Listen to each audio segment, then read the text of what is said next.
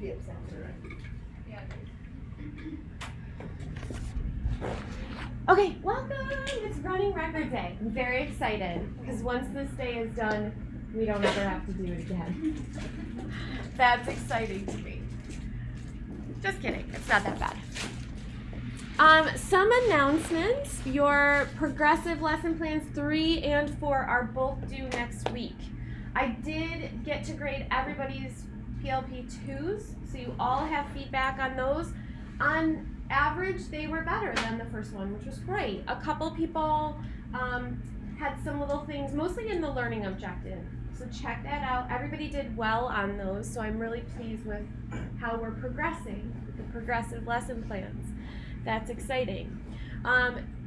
If there are any questions, I have a minute, like a sliver of time in the slides today that we can look at those if you've got questions. But we're doing our running record training today and next week. I am recording, so if you want to review anything that we discussed, this training moves quickly and we only do things once. So it's your responsibility to make sure that outside of this class, you go over things again and again until you feel comfortable, because in week 12, I think, take one of everything up here before you sit. In week 12, you have your running record assignment in this class, and it happens in class, and you need to feel comfortable with all of the skills you're going to learn today. So that will be on you to make sure that you are feeling really good with your technique. I'm also putting up, we're doing sort of a flipped model for this week because there are probably 2-ish hours of training that we need to get through, and we don't have, as you know, a ton of time in these classes. We're going to get as far as we can today. Whatever we don't get done today, the last slide has all of the links that you need to go to. It is on you to finish. Everything you need, who's got an extra? I made the exact amount of copies, so please check if you've got the scoring and analysis, if you've got 2 on accident, the one that says scoring and analysis. I have it. Can you pass it back up? So all of these things that I made crazy copies, hog the whole copy room machine forever. This is everything you need in order to do the training and do most of the assignment in class. Anything that's green in the next couple of weeks is part of your running record assignment for this class. So it says on top, bring to class for the running record assignment. There are points for this, remembering to bring this. So please remember to bring this. The cover sheet is part of the assignment, and the coding is your homework for next week. So everything you need for the training is in this packet of materials. And if you are watching on the video, the first slide has all of the things that you're going to need to print off and have in front of you in order to do the training. That goes for all of you. If you misplace something, everything is linked in the notes section of the first slide of the slideshow. I would highly recommend that you close up all of your, you don't need laptops, you don't need devices today. What you need is space on your table to spread, because you're all going to want to spread. But we are going to talk about the progressive lesson plan, so if you want to keep them out for that, you can do that. Sorry, that was confusing. That's a reminder for next week for sections 1 and 2. It is Veterans Day, so we don't have class in the buildings. Any announcements? I'm sorry if you had planned to come yesterday and they had that water main break and you couldn't be here. Oh, I'm so sorry. It was a drag. Any questions or announcements about anything going on? Fun stuff? Sam? Are you putting the recordings of the lectures in Google Drive? Yes, I will make the recording into a YouTube video, and I'll put that in the first slide of this week's slides, so it'll have a video of the recording so that you can go back and find it when you need it. Good question.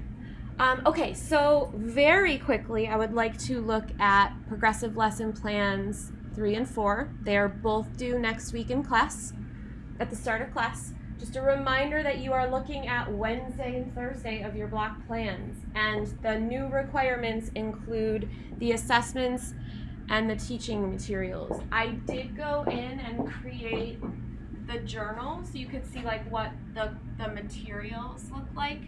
There was a question in my other section that I wanted to just clarify. The assessment is questioning that's happening after the reading. That's the evidence that the students are giving to me. The assessment is this checklist. This is unrelated. This is just a fun extra thing that I wanted to do. Like somebody in this, I think this class was doing a craft. That craft thing is like your fun extra. It's not the assessment. So this is not, remember that my ELA standard is participate in a discussion. Them making a journal entry of I see a blank looking at me is not actually them practicing the discussion, which is why my assessment aligns to practicing the discussion or participating in a discussion.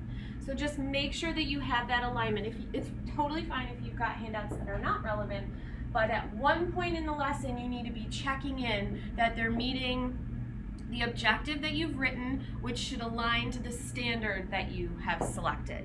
Those things all need to line up, and there's that box on the rubric for alignment, and if any of those things are out of alignment, like if I said my assessment is that worksheet and I'm going to score it with a smiley face sticker system, I would lose points for that because that's not aligned to my standard of having them participate in a discussion. That's just like a fun extra thing that I'm having them do. So I just wanted to provide a little bit of clarity on that. So your assessment needs to link directly to your learning objective, which should link directly to your standard. So think about if your assessments are actually measuring what you're setting out to teach them. Okay, what are your questions at this time for your PLP, knowing that you're being recorded? So if you have personal things, save them for after class.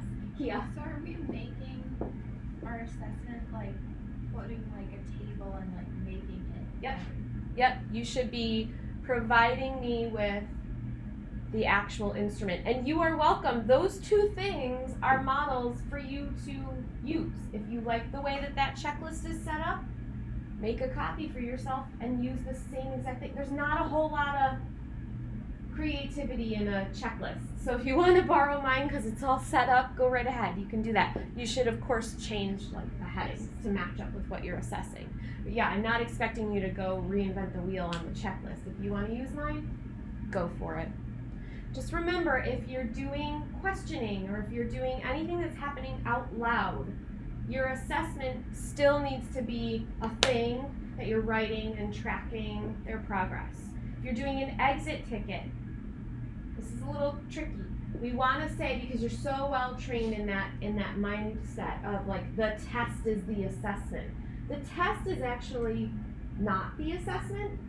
The test is the evidence that you turn in. So when you take that religion test, you turn in the assessment.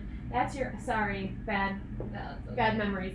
When you turn in that test, that's the evidence that you're giving the professor that you have mastered the content. What's the assessment when you hand in a test? What's the actual assessment?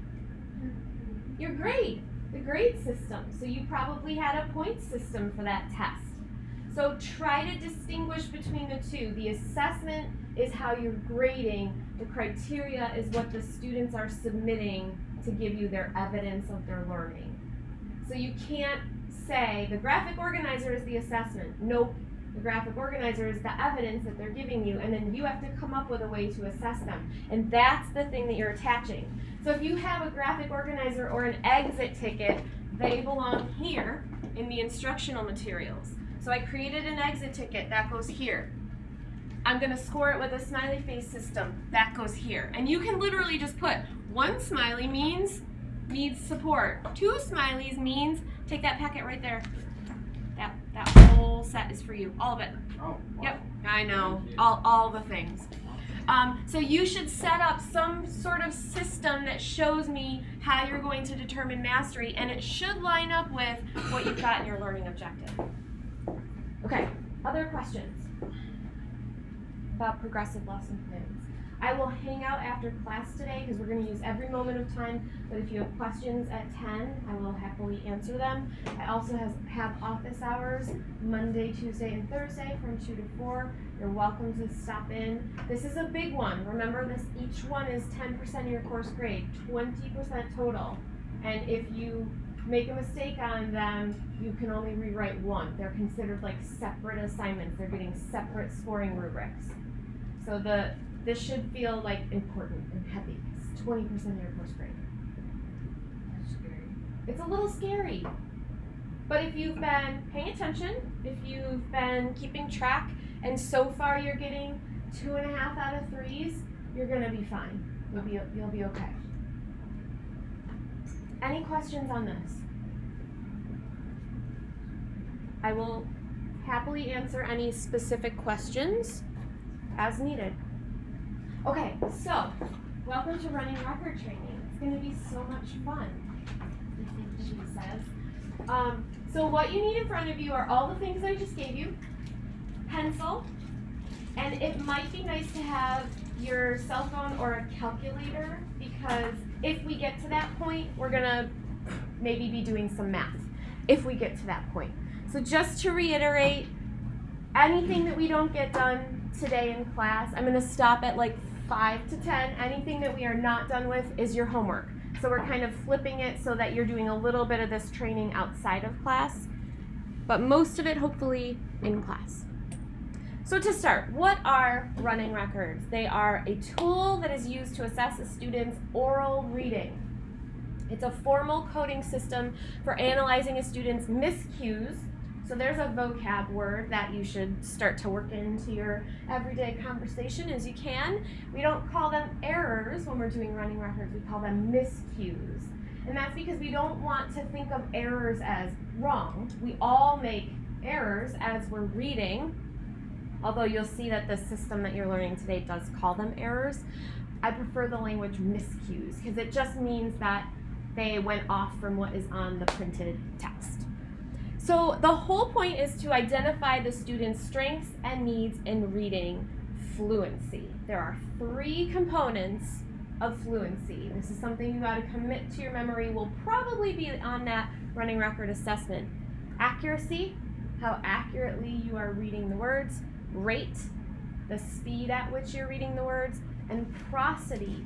Prosody is a weird word, and it simply means your intonation, your phrasing, your expression, all of those like qualitative things about your voice when you're reading. So do you make your voice raise when you're reading questions? Do you change your voice for the characters? Do you have appropriate phrasing, or do you read in chunks, one word at a time? That is called prosody. So the program that we're gonna learn is called Fountas and Pinnell Benchmark Assessment Running Records. So you should know that there are lots of different versions out there of running records, and this is but one version. And the reason we choose this one is because it has really solid training materials that we can give to you. Lots of schools in this area are using the Fountas and Pinnell program, and it maps out roughly to the Reading A to Z platform. Has anyone seen Reading A to Z? So lots of nodding. So Reading A to Z follows the Fountas and Pinnell program. So there are some terms that you need to understand before we can start looking at running records. First one is benchmarks. So benchmarks are standard points of reference that state where students should be at predetermined points in time. Usually it's going to be the beginning of the year or fall, the middle of the year, winter, and the end of year or spring. Some sort of language like that. So 3 points in the year. Fluency is the ability to read with speed, rate, accuracy, proper expression, prosody. Just another reminder of what fluency is, the 3 things. And then progress monitoring. This is assessing frequently in order to quantify your students' rates of improvement or progress toward goals, and then to determine how they're responding to instruction. So this is one example of how you can use benchmarks to progress monitor your students' fluency. Whoa, all 3 things at once. This is the Hasbrouck and Tyndall Fluency Rate Scale. So this one is looking at just the rate of reading that children do, the speed with which they're reading. So Hasbrouck and Tyndall are researchers. They've compiled all this data on thousands of children reading aloud to them, and they found that in, let's go with 2nd grade. In 2nd grade, at the start of the year, students in the 50th percentile, so percentiles are a norm referenced way of thinking about a set of data. If you're in the 50th percentile, you're average, you're doing pretty well. It means that your score is better or the same as 50% of the rest of the people who took that test. So they've determined through lots of studying that 50% of children should be reading 50 words per minute or more. Correct words per minute, 50 correct words per minute. That's what the C stands for, words correct per minute. So it's not just how many they read, they have to have them right too. If you're in the 75th percentile, you're reading 84 words correct per minute in second grade. So this is just one way that there is a published benchmark system of scores that we can look in and see. My third grader reads 80 words per minute. I have no idea. How is that compared to other children in the world? We can benchmark against a research-based system like this and see that a third grader at the start of the year reading 80 is okay, is at the 50th percentile. That's A-okay. It doesn't mean they got a 50 out of 100, bad. 50 percentile means you're average, you're good, you're okay. There's no need for concern for that kiddo. Okay, so those are just some terms and a quick little demo on how we can use those terms to talk about this stuff. Questions about that? Okay. Running records are used mainly by two different people. Classroom teachers. You will probably see a classroom teacher in the next year giving running records. They are the responsibility usually of the classroom teacher. Sometimes a reading specialist will give them, and usually the reading specialist is using running record data to progress monitor the students that they have on their workload. But it is a classroom teacher assessment, which is why we're learning it here. When are they used? They usually do benchmark testing on every student about 3 times a year, beginning, middle, end of year. So in the month of September, they're probably still benchmark testing. You may have seen students being pulled to be tested in lots of different things. And a running record is usually part of that benchmark assessment once they get to the point of reading, usually around first grade. More frequent and informal testing should occur according to reading levels. This is just one example of how that might work. So you test your whole class and you determine that this group of children is reading below grade level. This group is on grade level, and this group over here is advanced, is above grade level.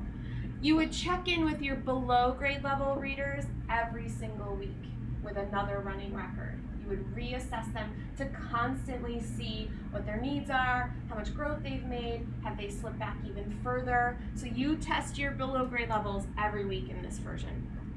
On grade level, you only need to check in with them every other week, just to make sure they're staying on grade level, they're not slipping, maybe they've advanced and they're above grade level. And then your above grade level readers, you only need to reassess them once a month, sometimes every other month, depending on how far above grade level they are. But the idea here is that you create a system in your classroom for how frequently you're going to check in with your students, just to make sure that everybody's still where they need to be and that you still have your thumb on the pulse of all of the readers in your room. That's the responsibility of the classroom teacher. You will constantly feel like you're never done giving running records, because you're not. So you might give these at multiple points, especially if you teach first, second, and even third grade. I did running records all year in my third grade classroom. But you could also give running records at any point, at any time. So how are they used? They are used to determine a student's instructional and independent reading levels. That is the whole purpose of a running record. We are looking for their instructional and independent reading level. This is used to recommend them for placement in a reading group. So we use a benchmark scale. If you flip to your scoring and analyzing packet, the very last page, you don't even have to open it. This is, I just showed you the benchmark for reading fluency rate. This is the benchmark for reading levels with the Fountas and Pinnell program. So if you finish, for example, Simran is a little girl, Simran got tested. It was found that her instructional level was a level G. So tell me where that places Simran compared to other second graders. So look at the text gradient. How's she doing if she's reading at an instructional level G? She is below grade level. So you can look at this benchmark scale and see that a level G is actually toward the end of first grade. So if this is the start of the year in second grade, it's September, she's not very far below. She's not reading on like a kindergarten level, but she is behind her peers slightly. She should be reading more on like an H, an I, somewhere in there. So that's how you can use this text gradient to start to group your students. So once you figure out who all of your G's are, so maybe you would group F, G, H, put them all together, that would be your below grade level reading group. That's how you can use your students' reading levels from the running record to make your reading groups. So you would form your initial reading groups, you would plan for your effective instruction, you would monitor your students' progress, and determine if your teaching has been effective. Yeah. So what grade level do we stop doing running records? Because I don't remember being in high school and No. pulling me. Yeah, once the students get too fast at reading to keep track, because you'll see you're literally tracking every single word and making a mark as they read, that usually happens around third grade. By the time they get to third grade, you stop asking them to read out loud, and there are other comprehension assessments. Like maybe you remember taking those like read a passage and respond to this, or read a passage and answer these questions. That's a different kind of reading assessment that monitors your comprehension. So once you master the reading process, it becomes a silent assessment. Great question though.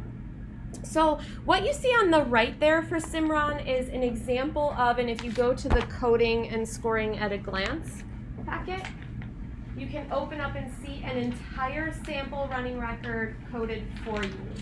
So once you collect all of the data, there's all kinds of information. If you flip to the very end, I don't know what's going on with my voice this morning. If you flip to the very end, you're gonna end up with information like their accuracy rate, their self-correct, their fluency score. All of that gets recorded on this assessment summary form, which is the first page of the green packet that you have for your big assessment assignment. So that is something that you're gonna need to fill out. And you can see that this just shows the text that they've read, the system that they were using. Your attention, please. The Joy meeting is now happening in room 9. If you are in the Joy committee, please Joy go to committee? room 9 immediately. Sign me up for that. That sounds fun.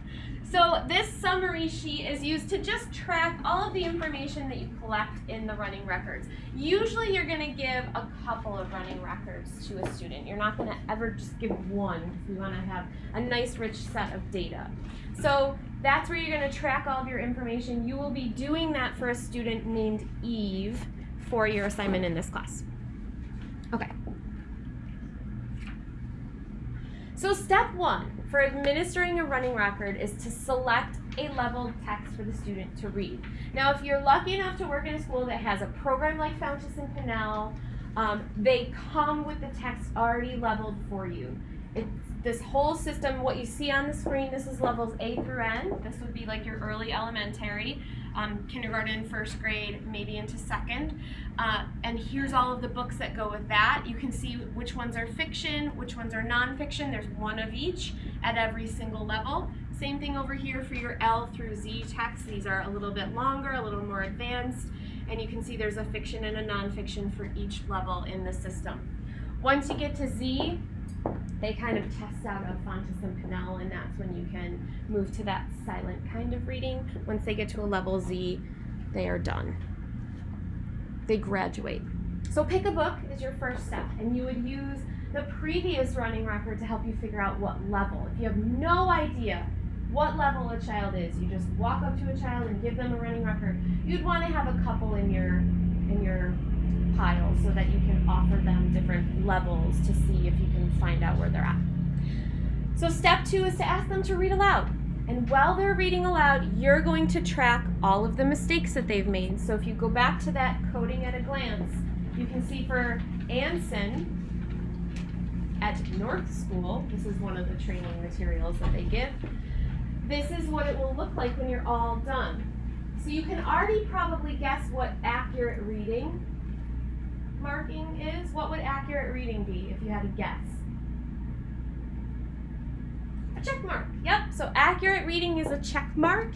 And then what you're going to spend the rest of the morning working on is learning all the rest of the little markings for this system. So this is what you end up with when you're done, a tally of all of the miscues that are made. So anytime you see a line, text above it, the student has made a miscue. So Nick was looking in instead of at. And if you look at yours, the first miscue is, good morning, Edwin. Dad said he was talking to Edwin dog. So he left that S off the word Edwin. So you would mark that.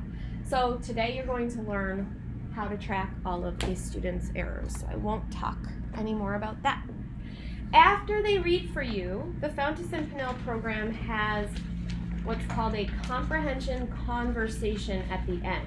So this happens immediately after they read, and if you flip to page 5, you can see that. So essentially what they've got here are, under the key understandings, within the text questions, those are going to be literal questions, like, do you remember what was the problem in this story? That came directly from the text. How did Edwin and his parents solve the problem? What happened at the end? And you are going to track all of the students' responses and give them a score. This is very subjective, running records. This is going to bother a lot of you because you're going to want to know, what's the answer? How do I code this? What do I do if he does this, this, this, and this? Ultimately, you have to make a decision on how you're going to code. And my only requirement is that you are consistent. So if you mark it one way in one instance, you got to mark that same thing the same way in the next instance that you hear that. So that is just a blanket rule, and it's gonna bother people because you want to know, like, what's the right answer? There is an answer key that the program gives, but I've given this dozens of times at this point, and I still every time disagree with a new thing or a different thing. So I just want you to know, you don't have to be perfect as long as you are consistent in this coding. Okay, so the comprehension rubric, you would finish scoring within the text, beyond the text, you'd come up with a total score. They do have a little box for any additional understanding. So if the student, you ask all these questions, they do okay on the questions, but then they throw in this amazing, like, text to self connection, like, I remember this one time when I did this thing and it reminded me of when he did this thing in the book, and you're like, oh wow, clearly they comprehended that part. There's a built-in extra point for them. So if they say something unique that is like, oh, they did have a deep understanding, there's a built-in, like, bonus point for them, which I think is pretty cool about the Fountas and Pinnell program. Okay, so you get that score for them on the comprehension rubric. And then the last thing that you have to do, and not in front of the child, which is nice, so you mark up all the tallies in front of them while they're reading. So they have to get used to somebody writing while they're reading. You give them the comprehension interview, you write all of that in front of them, and then you say goodbye, thank you, and you do the stuff that appears on page 4. So that's the accuracy rate, the self-correct ratio, and the fluency score. So accuracy rate, they're so kind in this program. I make my grad students do this by hand. There's like a calculation, they put in the number of words, they put in the number of mistakes they have to calculate. They've already done it for you with Fountas and Pinnell, which is wonderful. So all you have to do is find the number of errors made by the student, and then that gives you the percentage, the accuracy rate, and that gets recorded on the front and on the summary form, and I'll tell you what we do with that information. Self-correct ratio is the only thing that you do have to do the math on. So that's why when we do this assessment in class, you're going to want your cell phone or a calculator or something so that you can double check your math, and it's a simple equation there that we'll look at in the training. And then the last thing is to come up with a fluency score. So they've got a scale from 1 to 3, and you're just going to pick one of those and give them a score based on the descriptions provided. There is a video for how to score fluency, how to score comprehension. So if you're feeling unsure about any of the students that you do in the training, watch those videos. Those are like extra ones that if you want to, you can. Okay, so then the last thing you're gonna do, and you don't do this every time, and in fact the sample I have doesn't have it for you, there's something called the writing about reading task. It is not included in every single book. I will tell you right now, it is included in the assignment in class. There is a writing about reading that you'll do in class for that assignment. And basically, it's just a prompt that you give to the student. You read it to them, write about what helps Nick finally go to sleep. You can draw a picture to go with your writing, and they just write a response. And you use the scoring system. There's a miniature version of it here. There's a whole video in the training series on how to score writing. You will want to watch that writing scoring because that's part of the assignment in class. So make sure that that's not one that you're skipping. After you get all those scores, so you've given it, you've tracked it, you've figured out the error rate, you've figured out the self-correct rate, you did the comprehension score, you did the fluency score, then you do your analysis work. And the analysis work is always what people struggle with. Like, it's relatively simple to track the reading and do the coding, but the analysis is what is usually confusing for people. You don't have a copy of this, and I'm not requiring you to use this, but the program does have this nice guide for observing and noting reading behaviors. I didn't make a copy because it's not required, but it's linked there. If you want to find it, it's there. It can help you to just think about the students' behaviors as you're considering what you're going to do with that behavior. And that was not actually the confusing bit. The confusing bit is if you look at your coding sheet again, the columns that say MSV. What the heck does that mean? That's the part that is confusing for people. That's the qualitative analysis, and that's also included in the training. We will talk about next week's class. The entire class is focused on analysis of MSV codes. So you're going to watch the video for homework, and then you're going to give it the best attempt that you can at home, bring it in, and that's what we'll focus the entire next class on. So if that's feeling confusing, don't worry. We will break it down. So after you get your running record results, you go through that whole process with a child, and all of that happens very quickly, in the moment in your class. You have maybe 8 minutes to spend per child, and then you've got to move on and do other things in your busy teacher life.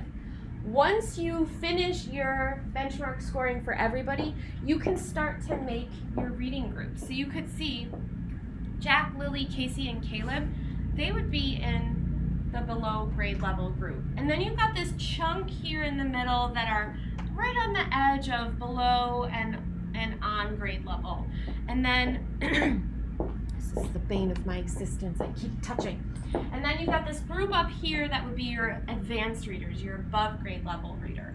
So these would be the ones that are reading at the most sophisticated level. So which group of students has the highest needs for support in this class? JKL, yeah, and notice that their names are JKL.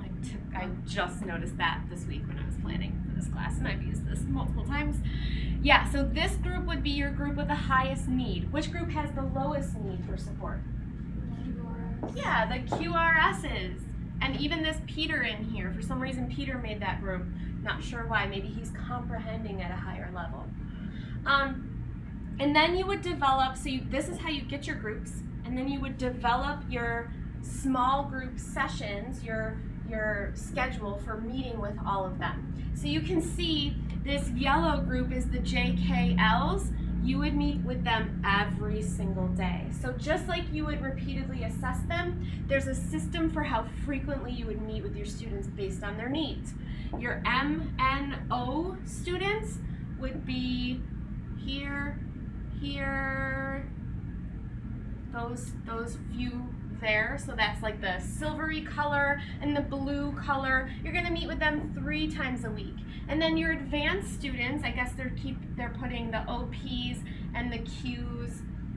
You would meet with them this olive color twice a week and this blue color twice a week. What do the names represent in this schedule? Because you see Peter is advanced, but he's with this yellow group. What is that? What do you think that would represent? Doesn't mean that Peter's in that group. See if you can figure that out. Figure it out? you're meeting with the yellow group, but you're doing an informal running record on Peter? Yeah, so it's either that you are giving a running record to Peter or you're just individually conferencing with him. So every day you're going to meet 3 groups, and every day at the end of that group you're going to call one student back, and you're either going to give them a running record to check in or you're going to do a conference with them. Like Peter, you would probably say, what are you reading for fun right now? Go get your book. Show me the sticky note questions that you came up with. Like that would be something you might do for one of your advanced students. Yeah, so this is simply to illustrate how you can use your running record data to start grouping your students to plan out your guided reading schedule. So that would be your guided reading block.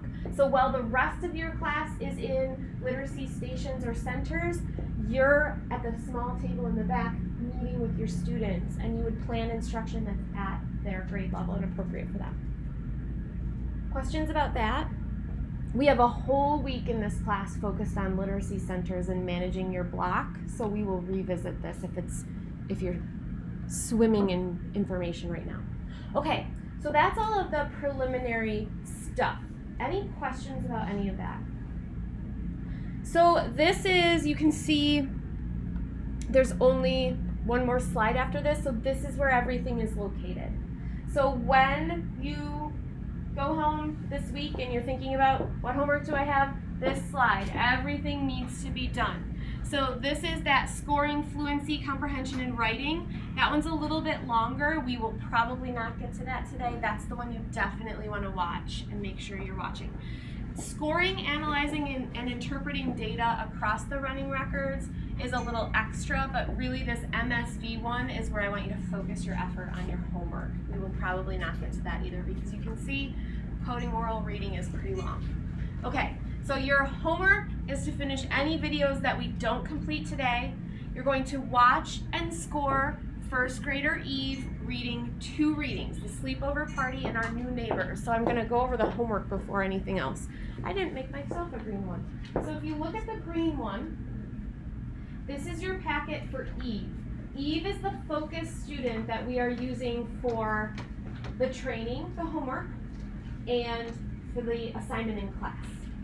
So your job is to listen to Eve read The Sleepover Party and Our New Neighbors. Those are his first 2 readings. You're going to track his scores on this chart, and you're going to come to class ready to discuss those in our analysis workshop next week.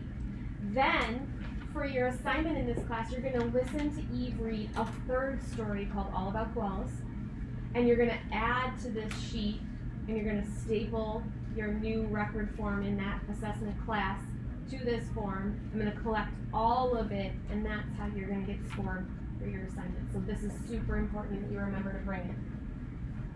So that's your homework. The green thing is your homework. The answers are here. I'm not trying to trick you. This is not a test. It is meant for you to practice and to train. So this is Eve's reading with all of the answers provided. There's a couple of mistakes on here that I didn't fix on purpose. So I want you to pay attention, score it exactly as you would, but just know that I think there are 2 or 3 mistakes on this. So look for those. I left them in the materials on purpose. It's like, who's paying attention? So the idea here is that you're using this homework as part of your training. And yes, I'm collecting that green packet for your assessment in this class, but the answers for the first 2 are here. So there is no reason why any of you should have any mistakes on the first 2, because the answer key's right there.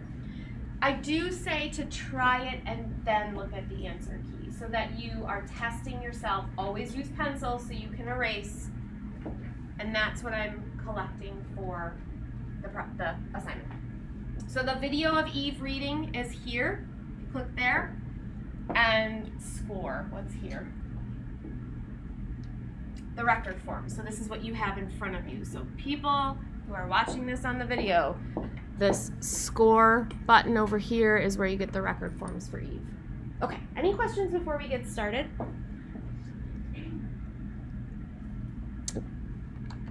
And the last slide just reminds you to complete the training videos, score Eve's reading, bring your results to class.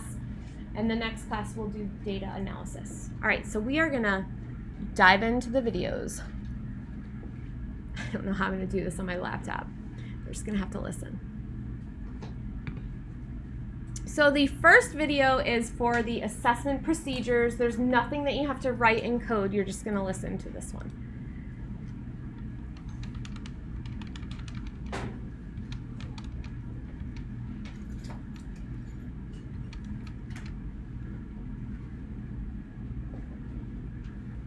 Preparation.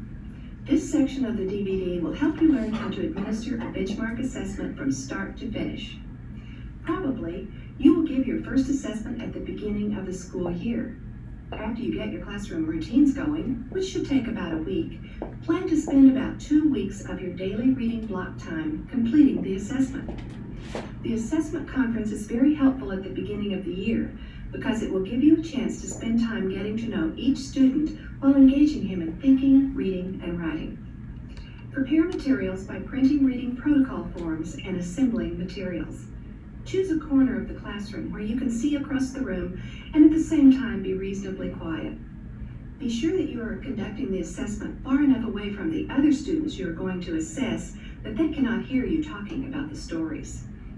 You will need enough time, about 30 to 40 minutes, depending on the grade level and the student, to complete all parts of the basic assessment, including the oral reading and the comprehension conversation. You may also elect to have students work on an optional written exercise while you're assessing other students. So if you think about that, 30 to 40 minutes for every student to do a start to finish assessment with the comprehension questions and the writing, that is a lot of time that you have to spend with each child. That's just for that benchmark assessment. First, the student reads a text orally. You start by reading the standardized introduction in a conversational way to the student. This book is named From Nest to Bird. Okay. Mother bird makes nest with sticks and grass, and she lays her eggs in the nest. Read to find out what she does to take care of her new baby birds. This standardized introduction is important because it assures that every student assessed receives the same information. This is Mother Bird. While the student is reading, observe and code the reading behaviors, including errors and repetitions. The books at levels K to N are longer, so the student reads the first part orally and then finishes reading silently. Maybe he was just hungry. Okay. From this point on, I want you to read silently. During this time, you can finish your coding and analyzing. You can also score the reader's fluency. After the student has finished the oral reading, calculate the accuracy rate. This is important because it will give you the first indicator of whether the text is easy, just right for instruction, or too hard for the reader. Use the fluency scale to assess how the reader uses phrasing, pausing, intonation, and word stress. Reading rate is also a factor here, but remember that the reading should be neither too slow nor too fast. After the student finishes reading, engage her in a comprehension conversation. This conversation is an open-ended invitation to talk. On the recording form, you will find a chart of key understandings or important ideas that the reader should have gleaned from within the text and beyond the text. I learned that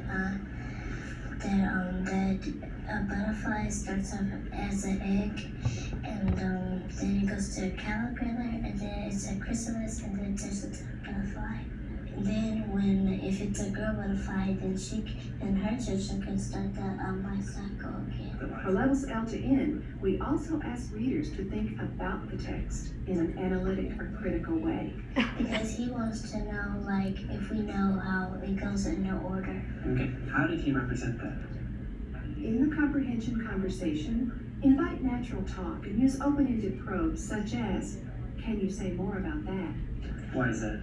Because it's kind of like a life cycle how they do it. So Many children are not accustomed to expressing their thinking without teacher questions, but the goal of this comprehension conversation is to draw out students' ideas with as little leading as possible. You can check off the key understandings they express in their own words in the first column on the recording form. However, if they do not spontaneously offer evidence of a key understanding, we cannot assume they don't have it. Sometimes you need to probe for evidence of understanding. In the second column on the recording form, you will find prompts and questions to help you elicit key understandings. As much as possible, use these prompts and questions in a conversational way rather than interrogating the student. Rephrase questions to be sure the reader understands. What else do they do together? Score the comprehension conversation by thinking about each area. Use the rubric to make a decision. For levels A through K, the highest score is 7. Score 0 to 3 to rate overall the reader's thinking within the text, and 0 to 3 for the reader's thinking beyond the text. You can score 1 additional point if the reader demonstrates some unusual that is excellent but not listed in the key understandings. For levels L through N, add a score from 0 to 3 to indicate the reader's thinking about the text, and the highest score for those levels will be 10. A writing prompt is provided on the recording form for each text. Let's go ahead and write about the story you just read. On this page, I want you to write about 3 ways dogs help people. You can draw a picture to go with your writing. Writing is optional, but it will provide more evidence about a student's comprehension, and you will learn how the student responds to a text in writing, which is often required on tests.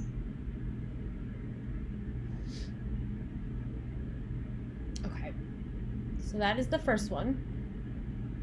And I should tell you that I made these videos, I can't get the thing, on my computer, and I was watching the online program, like there was this online portal that you log in and you watch the videos, and it times out after like 25 minutes or so. So in the middle of the oral reading practice, in the middle of where you're coding, it's gonna stop abruptly and I have to log back in, and you'll see me do that. So that's the next one. So that was all preface material. Now is where you pick up your pencil, you're gonna start your coding training. Follow along with Diane. She's great. So what you need in front of you is this Kate Had a Loose Tooth, which is the featured story. You're going to hear it read about 15 times. You're going to have it memorized by the end of the day. That'll be fun. Everyone have a pencil? My name is Diane Powell, and I'm going to spend some time helping you learn how to code, score, and analyze oral reading behaviors on a reading record. This reading record utilizes a standardized coding system based on the system designed by Dr. Mari Clay in her development of the running records. If you know how to take running records, you will notice a few differences in the benchmark coding system as you are coding on typed text. You will also be using a different form and will be doing some different... Sorry to stop. So she went really quick there. The coding cheat sheet is in this packet. You're gonna want this next to you. It's a reminder of how to do all the codes if you forget, because Diane goes a little fast. Analyses. With the use of the procedures and the recording form, you will gather rich information about your students' reading development. Reading records can be taken for a text that has never been read before, or one that has been read once. When you code a reading record for an unseen text, you are observing and recording what the reader is able to do without teaching. This often will occur at the beginning of the year or as new students arrive across the school year. When taking a reading record for a previously seen text, you are checking to see how your teaching, since the previous reading, has influenced the reader. Both kinds of reading records inform our teaching decisions, where to begin with the reader and where to go next with the reader. Reading records may feel overwhelming at first, but there is not so much to learn before you begin, just a few coding conventions. After practicing each convention within this tutorial, you will be ready to try using them with your own students. As your ear becomes tuned in to reading behaviors, and you gain control over the coding conventions, your records will become more and more reliable. The more practice you have, the easier it will become. When coding reading records, you will want to sit at a table next to the reader so that you can see what the reader is doing. We'll take a look at each of the different coding conventions. First, you will learn about the convention. Then you'll try coding while you listen to a reading of a benchmark text. Finally, you can check your coding by looking at a completed recording form. For this tutorial, we will be working with the benchmark book entitled The Loose Tooth. This is a Level E fiction selection. Take a minute to read through the text before you begin. You will need copies of the recording form and a sharpened or mechanical pencil. So you're supposed to stop and read the loose. We're not going to do that. It's the loose tooth. It's right in his hair. Takes extra time. It's a very simple text that you'll hear multiple times.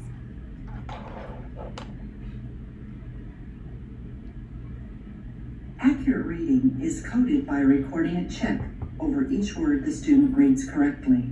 With more competent readers, you may decide not to make checks for accurate reading. However, with emergent readers, these checks provide you with important information about how much students are able to read before they need to slow down to problem solve a word. Let's try coding accurate reading. Make sure you have the recording form for the loose tooth in front of you. Begin recording on page 2 and stop at the bottom of page 7.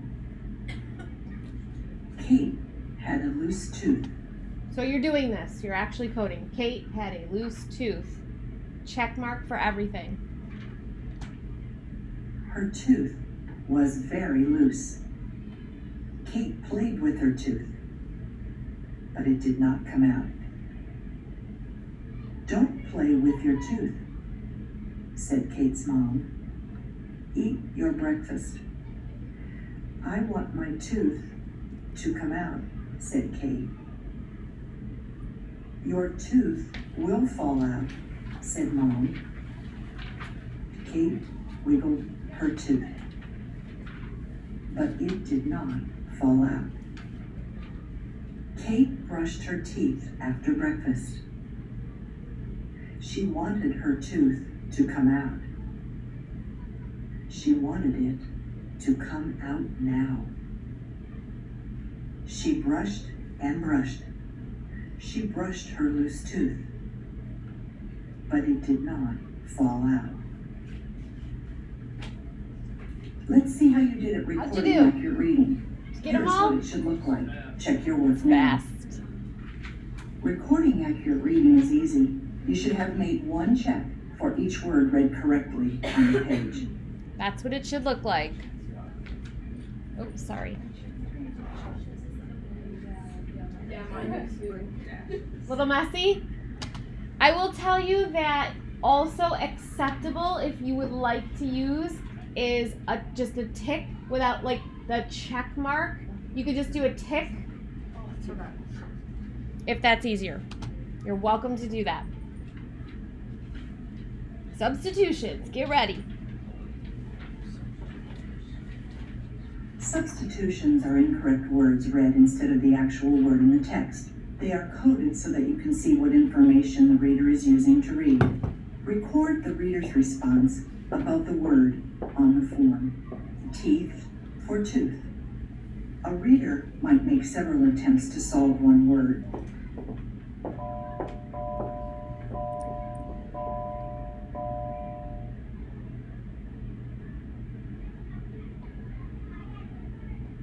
If a student reads a contraction for the two words.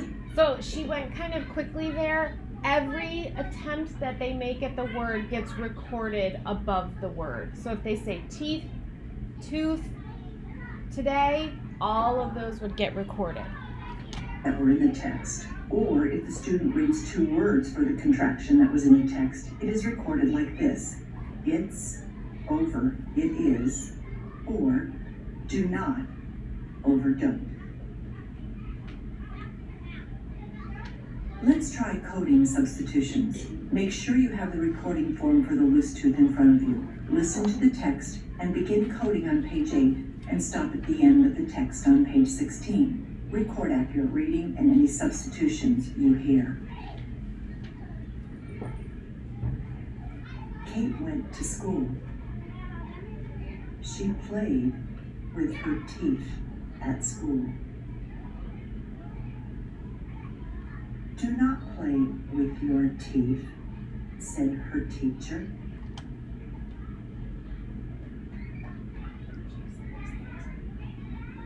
Pause it so you could catch up. Did you catch all that? She said, do not play with your teeth, said her teacher.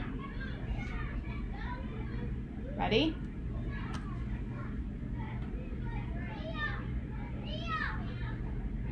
Kate played with her teeth at lunch.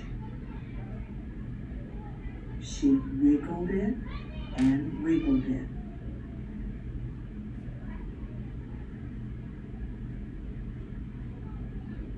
Do not wiggle your tooth, said Ben. I have to eat my lunch. Kate, I have to eat my lunch. She just said the word Kate. went home. Her brother played with some hymn blocks. Kate played with her tooth.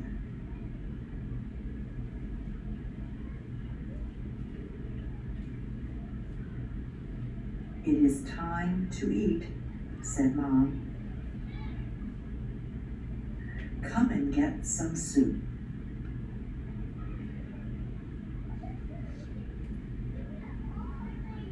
Kate had some soup. She said, next, I want an apple. I want a big, big apple.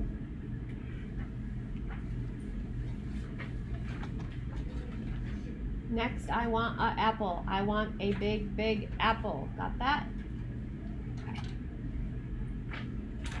Kate took a big, big bite of the apple. Look, Mom, Kate said.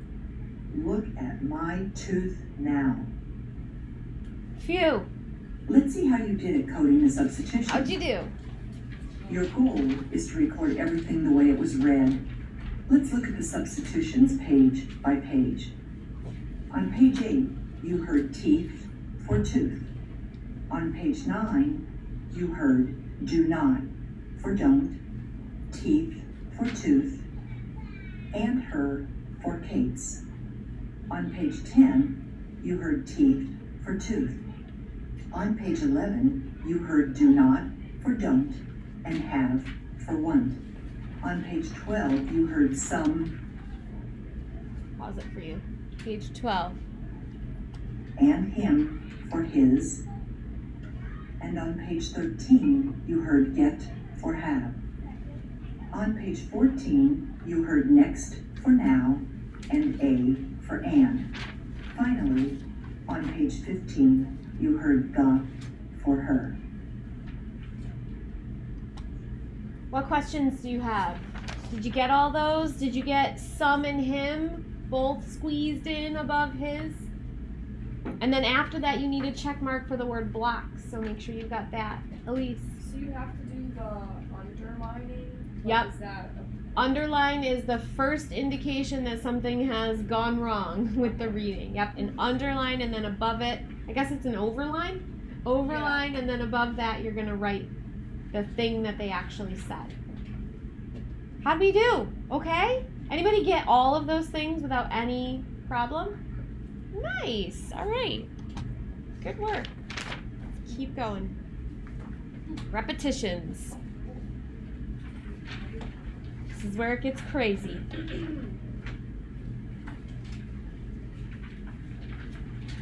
Repetitions are repeats made by the reader. Sometimes readers repeat a word, sometimes they repeat a phrase, and sometimes they repeat back to the beginning of a sentence or page. There are many reasons why readers reread a text. Let's take a look at some of the coding conventions for repetitions. A repetition is recorded as a capital R written above the text, just like a substitution because the reader initiates it. So if the word loose is repeated, it would be recorded like this. The The repetition may only be a word, and in that case, the R is written to the right above the word. For example, in this word breakfast. The repetition may be a phrase, an entire sentence, or a page. When it's more than a word, an arrow is drawn back to where the repeat began. If Kate had a loose tooth was repeated, it would look like this.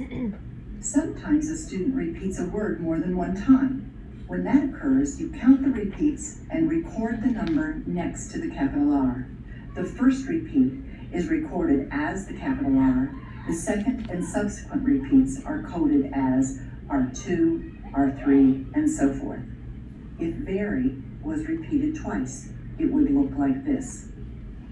Did you catch that? So this is always a little bit tricky. So the first time they read it, they say tooth. And then they repeat it, tooth. That would get just one R. So if they say the word twice, if it literally comes out of their mouth twice, they get the letter R. If they say it again the third time, it gets an R2. So basically you count up the number of times they say the word and take away one, because that first R stands for the first time that they repeat it. The first time they read it, it's fine. Second time it's an R. The third time it's an R2. The fourth time it's an R3, etc., etc., etc. Okay? That's always a little bit confusing.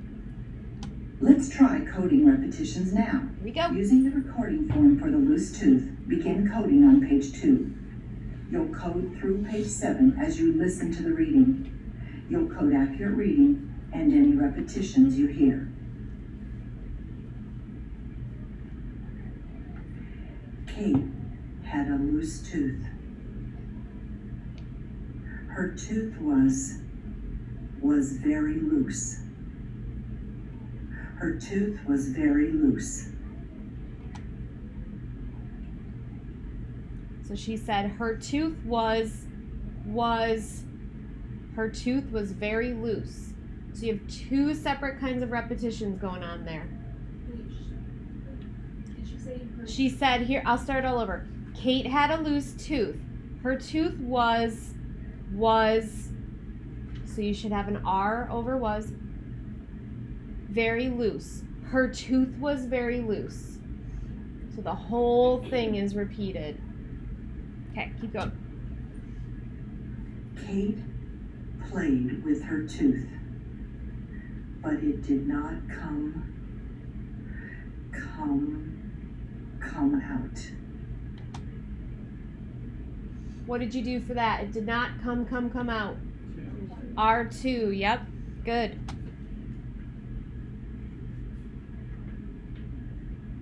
Don't play with your tooth, said Kate's mom.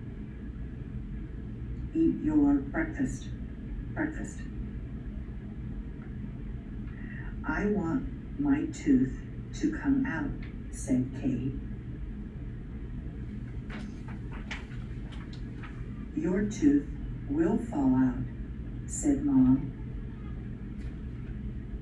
Kate wiggled her tooth.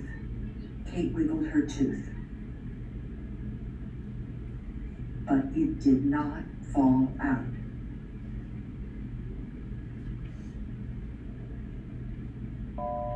Kate brushed her teeth after breakfast.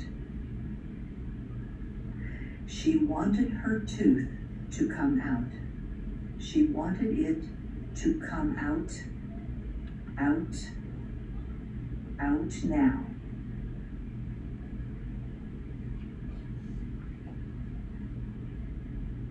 She brushed and brushed. She brushed her loose tooth, but it did not fall out. Let's see how you did at the coding. Here's what it should look like. Go ahead and check your work. Okay, so you got that first one with the was, and then she repeated the whole thing. Then you've got that come, so that should be R2. Because there aren't repetitions on every line, let's look at each page like we did with substitutions. Oh, sorry, she's going through it. On page 2, was repeated and the sentence was repeated. In the last sentence, come was repeated twice. You heard the word 3 times, which means it was repeated twice. On page 4, breakfast was repeated. On page 5, Kate's name was repeated and the sentence was reread. Did you get that one? On page 6, after was repeated and out was repeated twice. On page 7, the words, but it did not, were repeated. Remember that when a repeat is longer than a word, the arrow is drawn back to where the repeat begins, so you know how much of the text was reread. Good? Right. Repeats are always hard for me. Good job. Consolidation 1.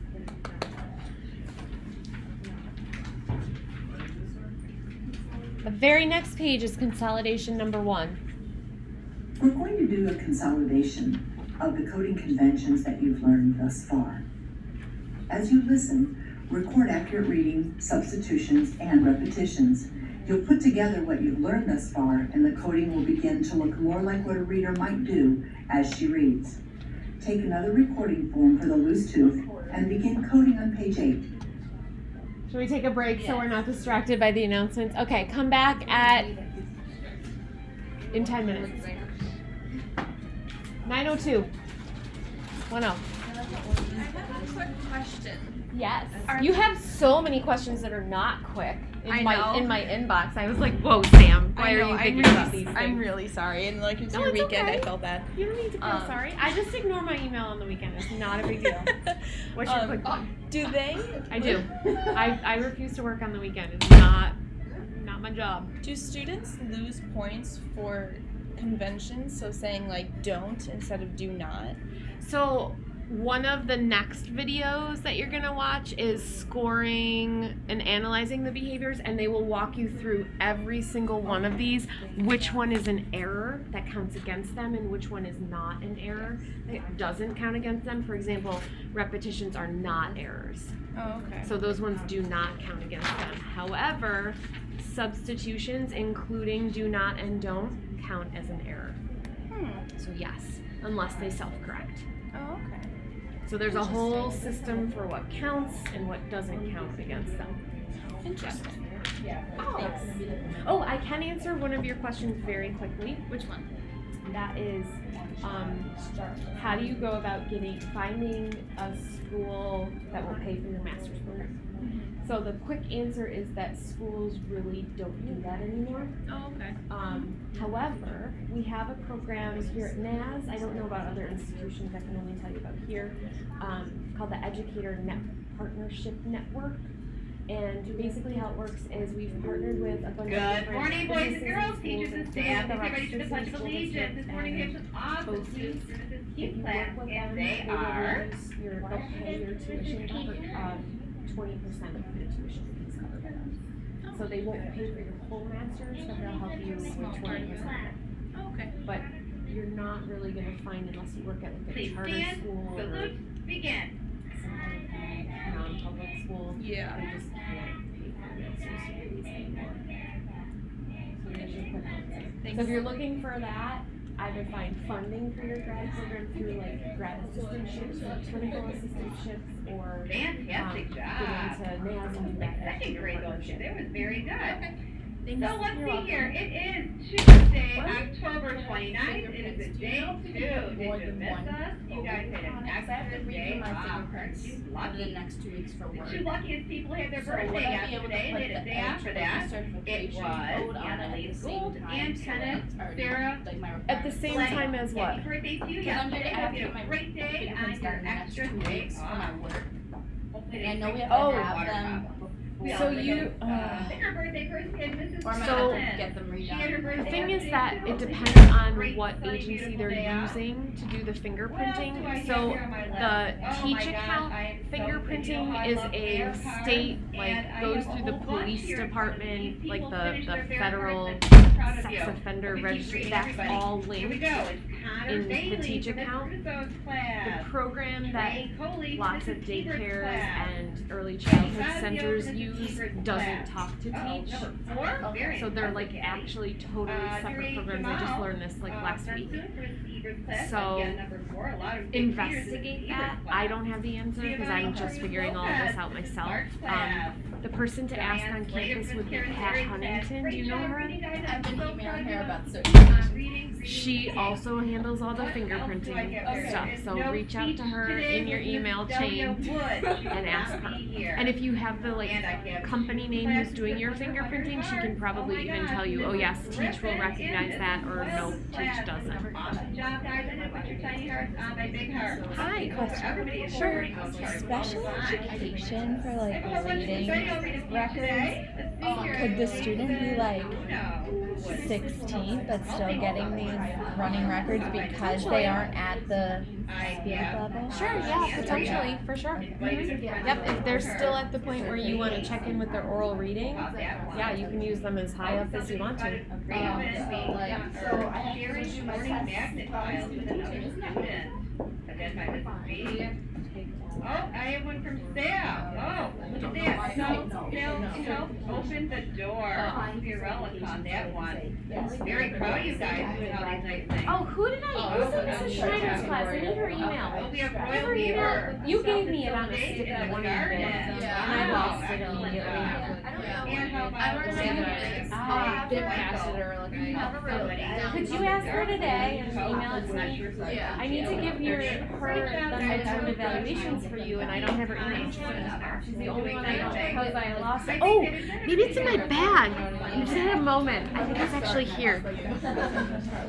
Hold on. Yeah, exactly. It's here.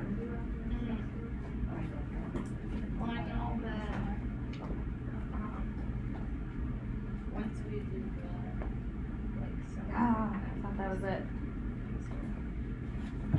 This is why I don't accept anything in paper form, because it's like instantly gone. I had no idea where I put it. Gone. I need it again. Sorry.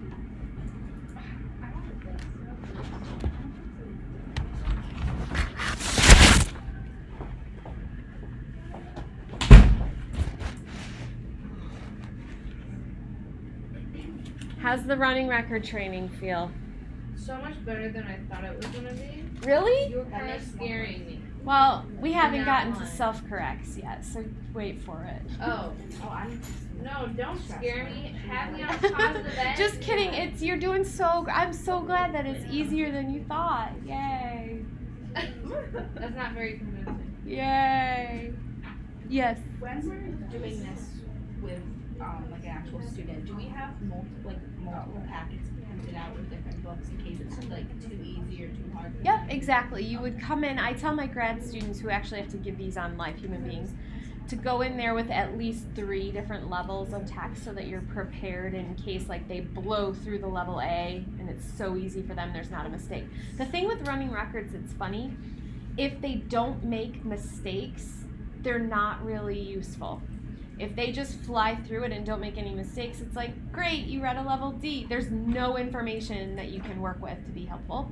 So they actually have to make mistakes in order for the running record to be helpful and useful to you, which is like against everything that teachers want to think and feel. Like it's only helpful if they make mistakes, but it's true, because then you start analyzing their mistakes for patterns, and that's where your support comes in. But yes, I would have at least 3 with you in case they fly through, or in case So you let them finish. Yep.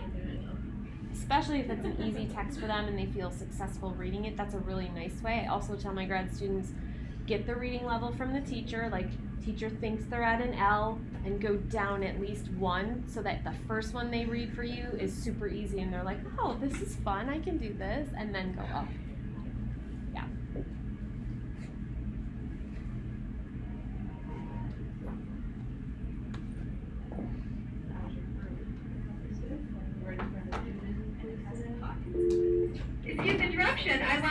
we know it was Niecy Gold's birthday yesterday, so happy birthday to you. Make sure you guys at birthdays come down and get your birthday book in the principal's office. Thank you. Niecy Gold. Yes, going to every meeting. Oh, no.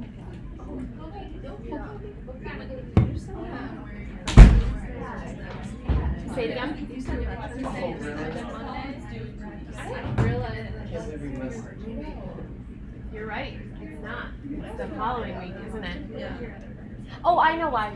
Because the Monday class won't see these slides for week 10 until next week because they're all a week behind you because they had, what holiday did we have on a Monday? Famous guy. Labor Day.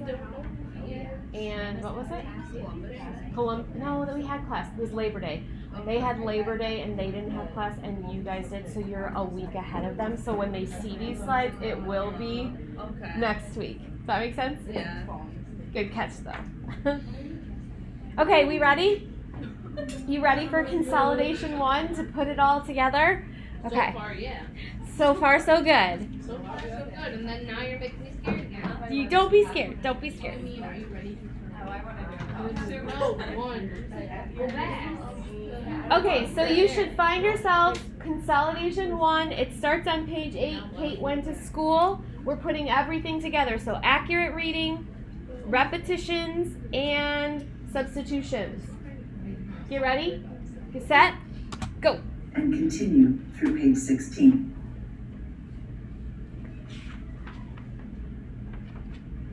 Kate went to school. She played with her teeth at school.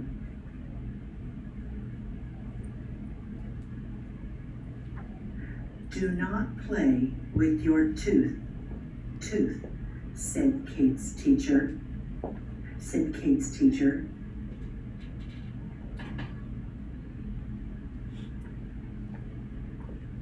Kate played with her teeth at lunchtime. That's one word. Lunchtime. She wiggled it and wiggled it. Don't wiggle your teeth, said Ben. I have to eat my lunch.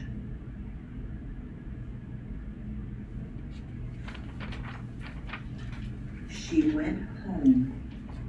Her brother played with some blocks. Kate played with her teeth.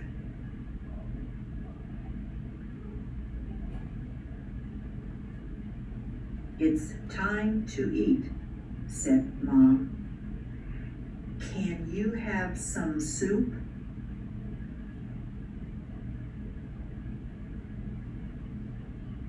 Kate had some soup.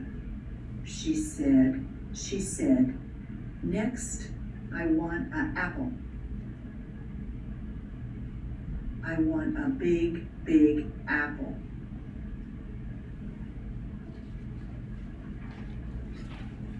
Kate took a big, big bite of the apple.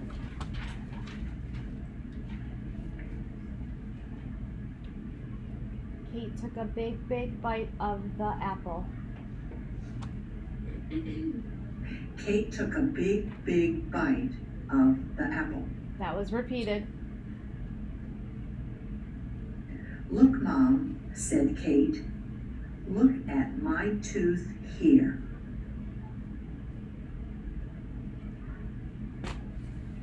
How'd you do? Let's see how you did. Beginning on page 8, you heard mostly accurate reading.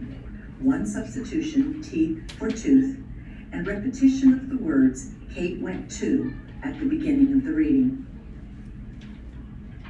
On page 9, you heard accurate reading, substitution of 2 words for a contraction, and repetitions of tooth and the phrase, said Kate's teacher.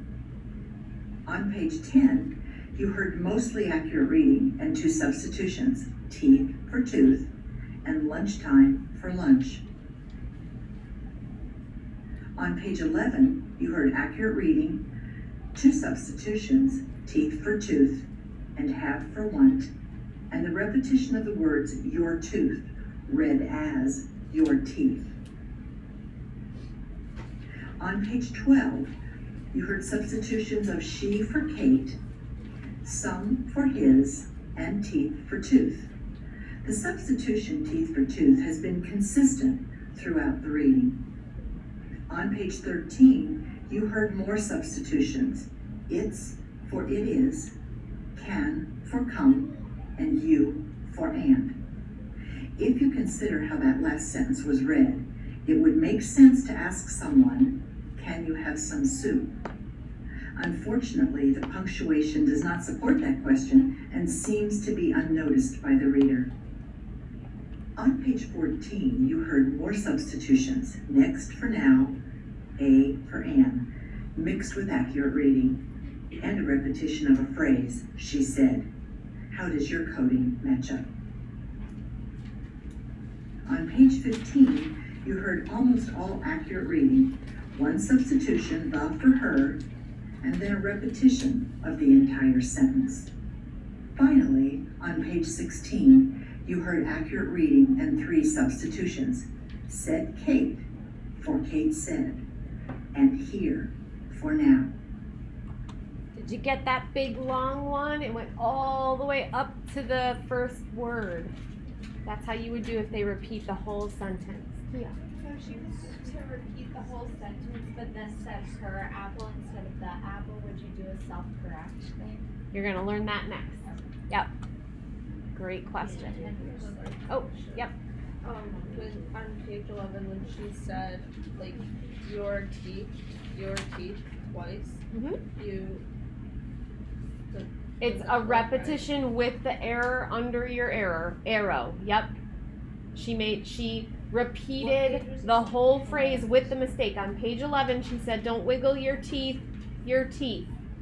So you would code teeth as the substitution, and then you would repeat the arrow all the way back to your and leave the teeth, because she repeated the mistake. What if she said, don't wiggle your teeth, your tooth? That's coming next. Self-corrects. Any other questions? All right, yes. Now we're gonna do self-corrects, which is fun.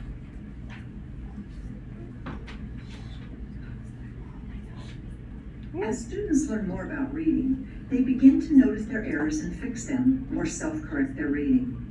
When they begin to exhibit this behavior, we record it with a capital SC recorded above the word because, again, the self-correction was initiated by the child. Everything the reader says or does is recorded above the word. Sometimes self-corrections happen right after the error has been made. For example, teeth for tooth, self-corrected right away. Or took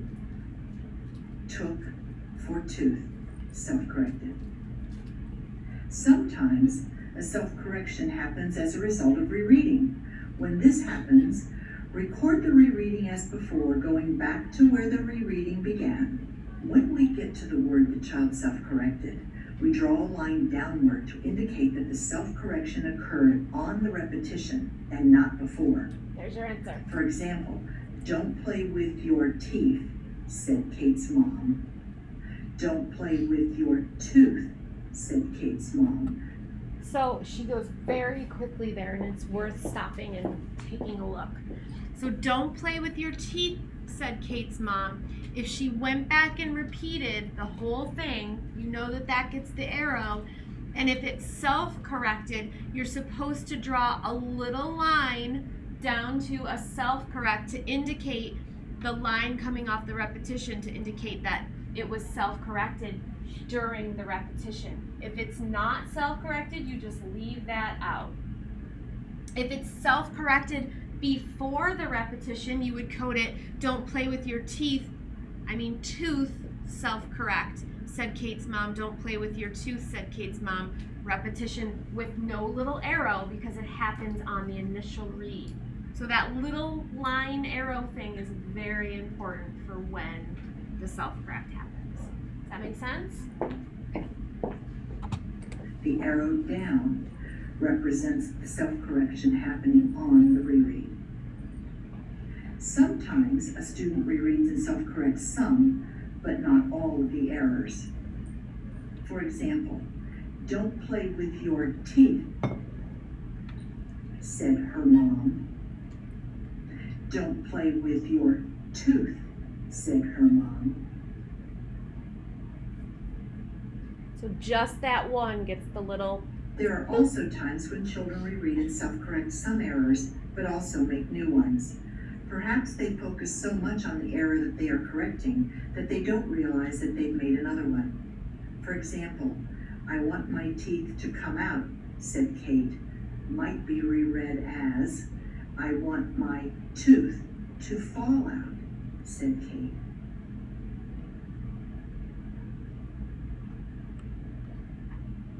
So see what you would do? You would draw a little line to the new mistake, fall, but they make a new error. It becomes, everything that happens on the repetition is like a little line that routes you back to that repetition. So using another pre-printed recording form for the loose tooth, begin recording on page 2 and continue through page 7. Are we having fun? Listen to the text.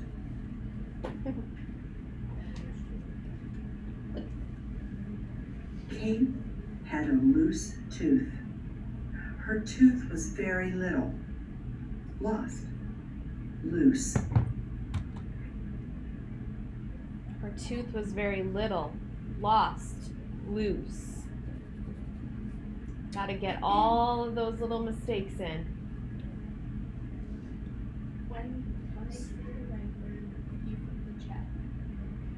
Oh, this is a very good question. So the question is, why don't I put a check mark there? Because she got it. The check mark only happens when they're sounding out and attempting at the same word. So if she was to say, her tooth was very loose. That is all attempting the same word. She's sounding it out, she's working it out. So that would, you would record all that. You would write L-O-O, L-O-O-S, and then loose. You would just do a check mark. So she got it. The reason this is a self-correct is because she says totally different words. They are true substitution. She's not working anything out. She has substituted little, lost, those don't make sense, those don't make sense, loose. So she's self-correcting a mistake that she's made. There's a slight difference between sounding out and working, problem solving to figure out the word, and making a true miscue. The error comes from totally saying a different word, substitution, and then correcting. Does that make sense? Okay. Matt, was that your question? Yeah. Okay. Kate played with her tooth, but it did not fall out, but it did not come out. Need that again? It said Kate played with her tooth, but it did not fall out, but it did not come out. So the self-correct happened on the repeat, so make sure you got that little line coming from the repeat. All right, I'm gonna press play. Ready?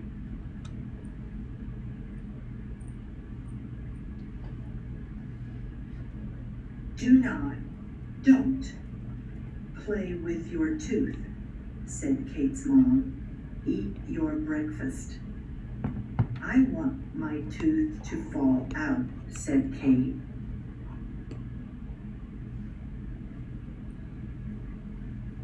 Your tooth will fall out. Your tooth will fall out, said Mom. Said Mom. Kate wiggled her tooth. Kate wiggled her tooth, but it did not fall out.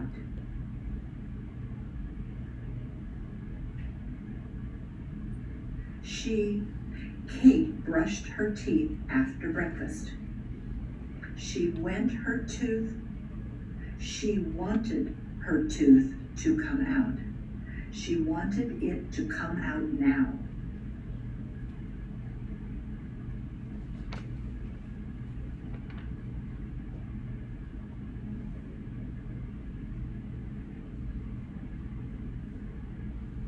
Oh, this is where I got booted. So now you get to watch me log back in.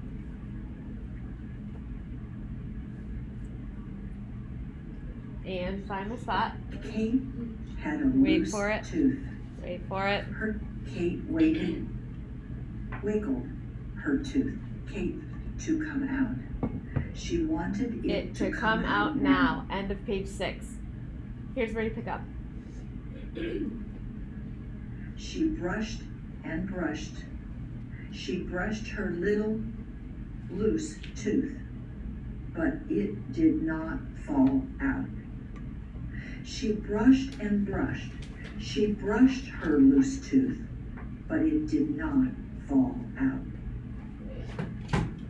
Need that last one again? Yeah, because I turned the page.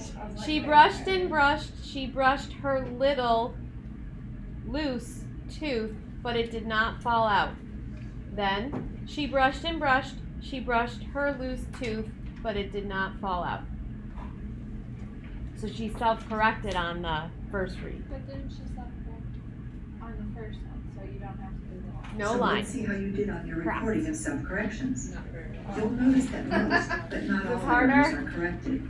And can you see the difference between those errors that were self-corrected right away and those that were self-corrected as a result of a rereading? Look for the little mark coming down from the line that represents the rereading.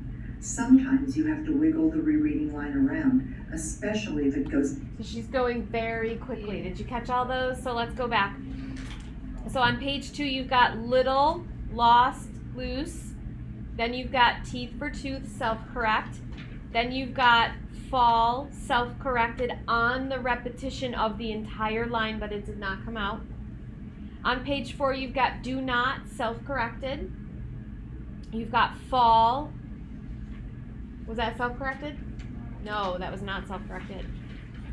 And then on page 5 is up here, you've got teeth, self-corrected. You've got weighted, which is self-corrected. And then the whole thing is repeated. I thought she self-corrected that on the repetition. What did you get? No, she didn't. Okay, mine's wrong. Back several lines. If self-corrections occur on the rereading, you will have to wiggle your. So that is she self-corrected. Then after breakfast is correct. She's got went self-corrected. This is the one on the repetition. She repeated that whole line. So she said she went her tooth. She wanted her tooth. Catch that one? Your lines so that it shows the self-correcting occur. And there's that crazy one on page 7, which is the whole thing repeated. The self-correct happens on the first read-through. Heard on the reread. Consolidation number 2. There's only 3 consolidations. Once we get through them all, we're done. Yay. You're getting there. No. I know what you're talking about now. Because I was like, what? Self-corrects, yes. We're going to do another consolidation now of all of the conventions that you've learned so far. In this consolidation, you will listen to a reading by Roberto. So it's going to be Diane again, but put the name Roberto at the top of the page where it says student. And the reason you're doing this is because in the training videos for MSV coding, the next step, they tell you to go back and find your record forms for Roberto and Olivia. They are consolidation 2 and 3, and then they're going to have you do other things with these ones. That's why these forms have the columns on the right for the errors and for the MSV coding. You can ignore those right now, but for your homework, you're going to fill those in. Take a clean copy of the recording form for the loose tooth. Write your name and the child's name on the top of the form. Code accurate reading, substitutions, repetitions, and self-corrections as you listen to the entire text beginning on page 2. As you code this reading, listen to how it sounds. When you're finished coding, make a quick note at the bottom of the page as to how the reading sounded. You might think about any expression that you heard, any groupings of words and phrases that the child did, or the pace at which the reading went.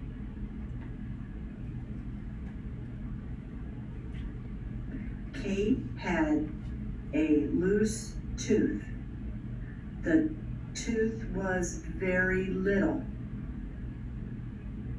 Kate played with her tooth, and it didn't can out.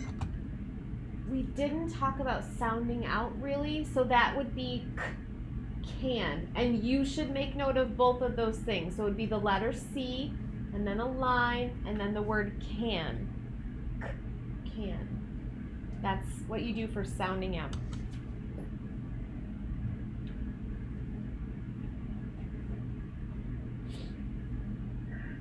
Don't play with your tooth, said Kate's mom. Eat your breakfast. I was my tooth to can out, said Kate.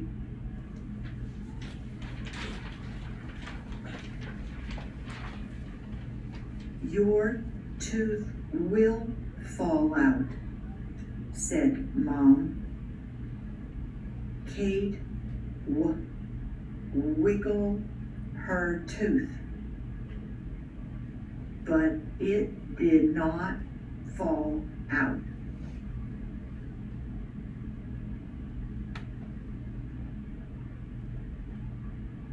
Kate brushed her teeth and brushed. Kate brushed her teeth after breakfast.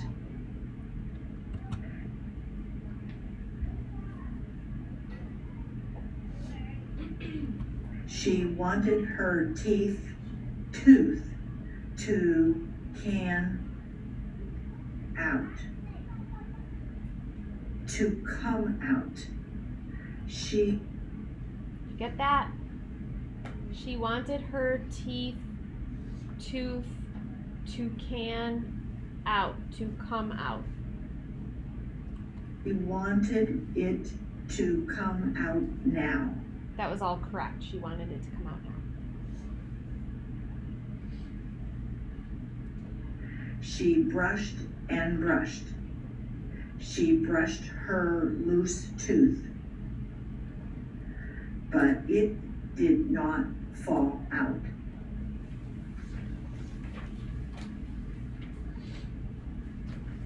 Kate went to school. She played with her tooth at school. Don't play with your tooth, said the teacher.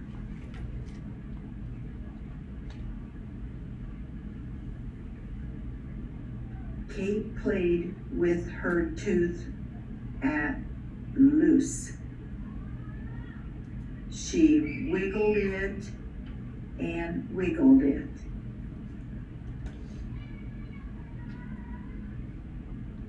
Don't wiggle your teeth, said Ben. I was to eat my lunch.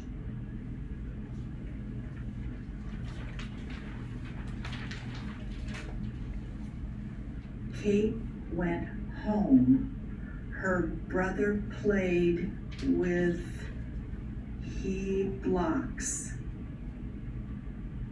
Kate played with her tooth.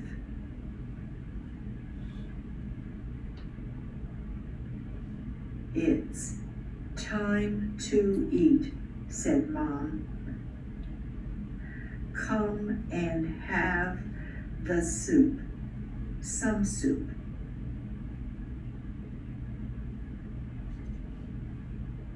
Kate had some soup.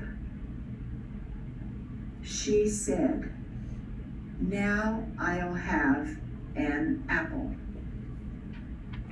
I want a big, big apple.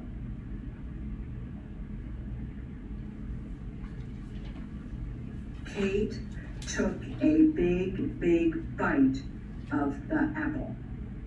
Look, Mom, said Kate. Look at my tooth knot. Jot down some thoughts about the way the reading sounded. So in the little white space beneath the accuracy rate and above the fluency score, there's a little white area. Right? Do you have that? Write a little comment about the student's reading. How did Roberto read? You should write things like if it was short, if it was choppy, if he read in single word phrases or 2-word phrases, if he seemed slow, if he lacked expression. Those are the kinds of notes that you would make there. Just a quick jot while it's fresh in your brain. By coding these consolidation readings, you are getting closer to the variety of things readers do as they process texts. Each reader will evidence different ways of processing the text. No two readers will read the text exactly the same way. So now they're going to go back through. I think she goes quickly through this as well. So take a look. Make sure that you've got everything on page 2. She's got 1, 2, 3, 4, 5 substitutions. The, little, and, didn't, and can. Now take a look at how Roberto read the whole text. Page 4 is accurate except was and can. On page 5, he sounded the first sound of wiggled and substituted wiggle for wiggled, never actually getting to the correct word, so that's how it was coded. On page 6, he reread 2 lines, and you can see how the marks had to point back to after and breakfast to show that the self-correction occurred as a result of the rereading. Wait, can we pause? Yep. I meant to catch that right before and she moved on. The first sound of wiggled and substituted wiggle for wiggled, never actually getting to the correct word, so that's how it was coded. Okay, so you've got Kate brushed her teeth and brushed, and that was self-corrected in a repetition. Brushed was. And was self-corrected on the first read. So there's a repetition and a self-correct of the word brushed in the whole phrase. So where's the repetition starting? The repetition is after brushed, and it goes all the way back to Kate. Did you get that? It looks like it's just he's self-corrected on the peak because there's that. Hold on, let me look. A lot. Mine is more accurate. Kate brushed her teeth. Oh, so and is self-corrected on. Oh, that's what this is. That's what this is. Okay. Mine, I just drew a line like up to that. So it's a little more clear. They're doing like this weird line over. So the self-correct, you're right, is on the repetition for both of them.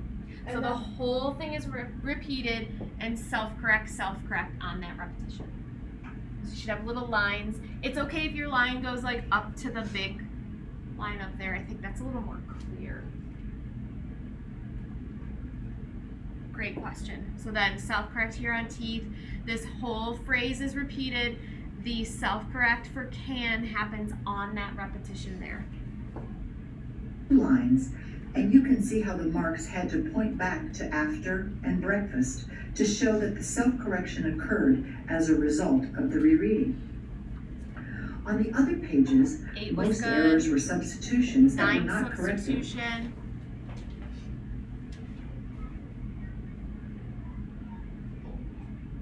What did I do? No, I didn't stop it.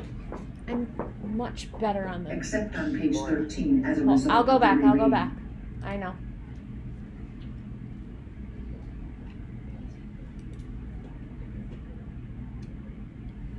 Way too far. Oh God, now I lost it. Okay. Result of the rereading. On the other pages, So 8 is most good. errors were substitutions that were not corrected. 9 has the, 10 has loose for lunch. Got those 2 substitutions. Page 11 has teeth for tooth, was for want. Page 12 has he for his. And that's it. Page 13 has it's for Except it on page is. 13, as a result And that repetition with a self-correct on the repetition for the and some.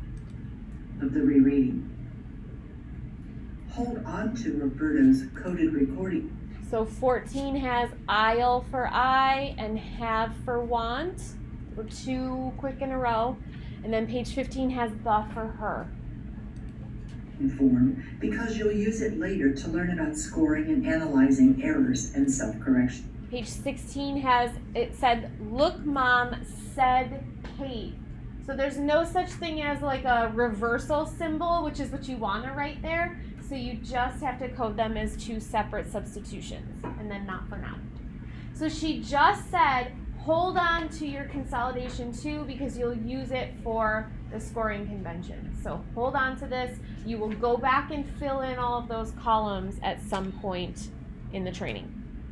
Any questions on this consolidation? This one was a lot quicker and trickier.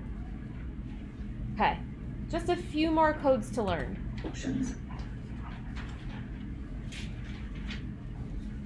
You're doing great, everybody. Hang in there. Who's overwhelmed? Nobody? It's all okay? All right. Omissions and insertions. Developing readers and even adult readers sometimes omit and insert words. Usually the omissions or insertions a reader makes result in a more meaningful reading, but the reader may not yet realize that reading is a precise activity that involves reading exactly what another author has written. When a child neglects to read a word that is in the text, a dash is drawn above the word that he should have read, and that's called an omission. When a child inserts a word into the text, the word is written over a caret, like this. Take another copy of the recording form. We'll try coding both omissions and insertions. You may have to squeeze in the insertions between the words, but try your best. Readers never do anything exactly like you expect them to. Begin coding on page 2 and continue through page 7. Kate had a loose tooth. Her tooth was loose. Kate played with her tooth, but it did not come out.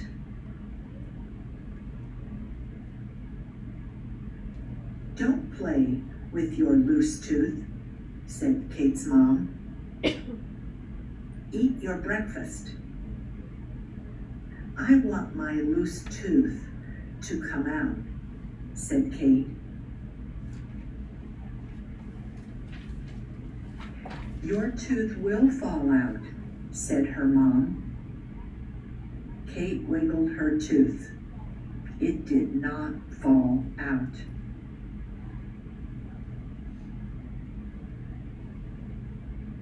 Kate brushed her teeth after breakfast.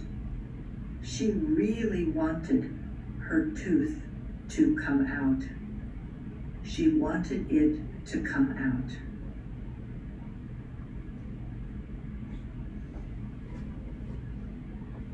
She brushed and brushed. She brushed her tooth. It did not fall out.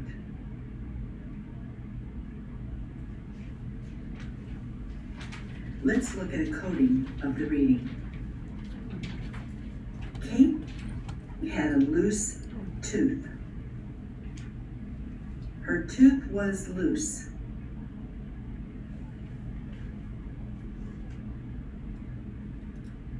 Kate played with her tooth, but it did not come out. Don't play with your loose tooth," said Kate's mom.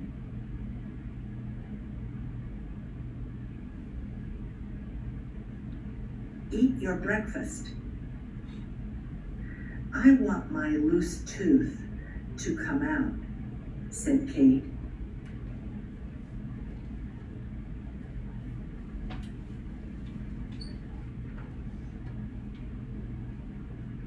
"Your tooth will fall out," said her mom.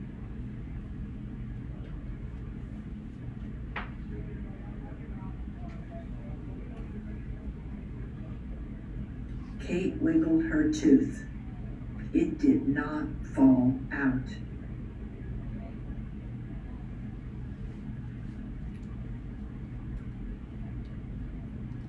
Kate brushed her teeth after breakfast.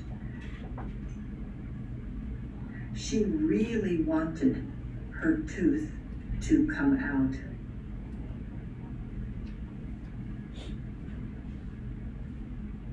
She wanted it to come out. She brushed and brushed. She brushed her tooth. It did not fall out.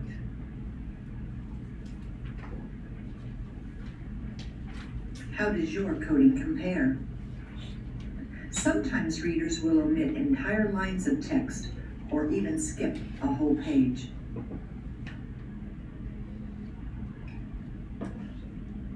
You learned all the codes! Yay!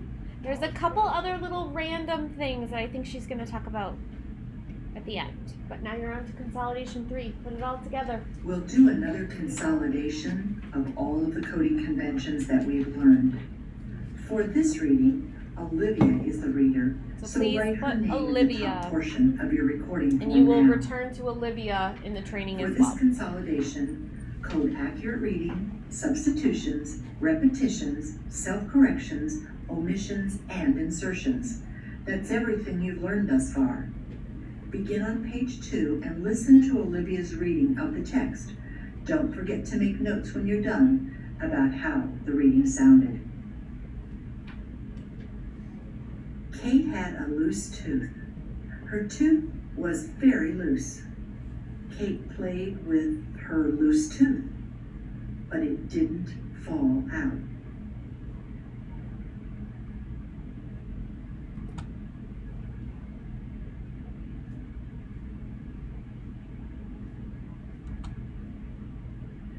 Don't play with your teeth, said Kate's mom. Eat your breakfast. I want the tooth to fall out, said Kate.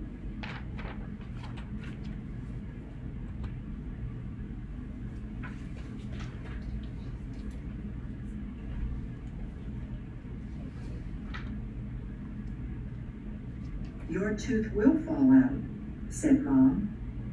Kate wiggled the tooth, but it did not fall out.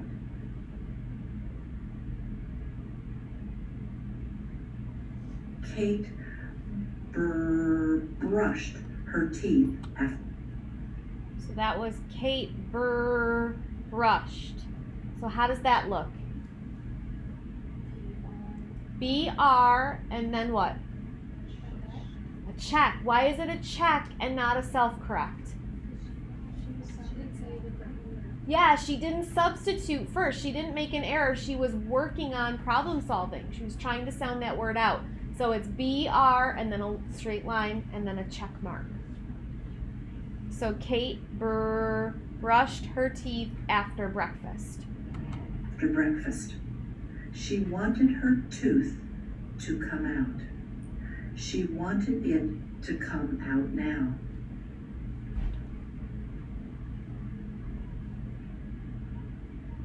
She brushed and brushed.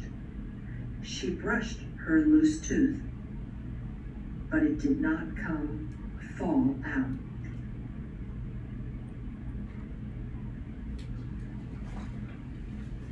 Kate went to school. She played with her tooth. Don't play with that loose tooth. So a lot happened right there. Kate went to school. She played with her tooth. That was it. Don't play with that loose tooth, said her, Kate's teacher.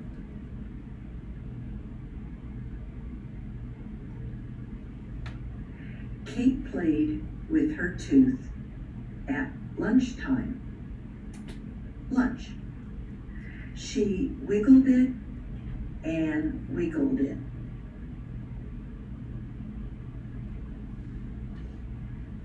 Don't wiggle your tooth, said Ben.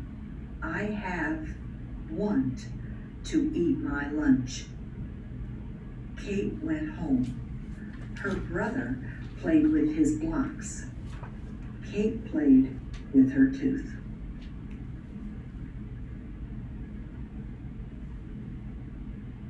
It is time to eat, said Mom. Come here and have some soup. Kate had some soup. She said, now I want an apple. I want a big, big apple.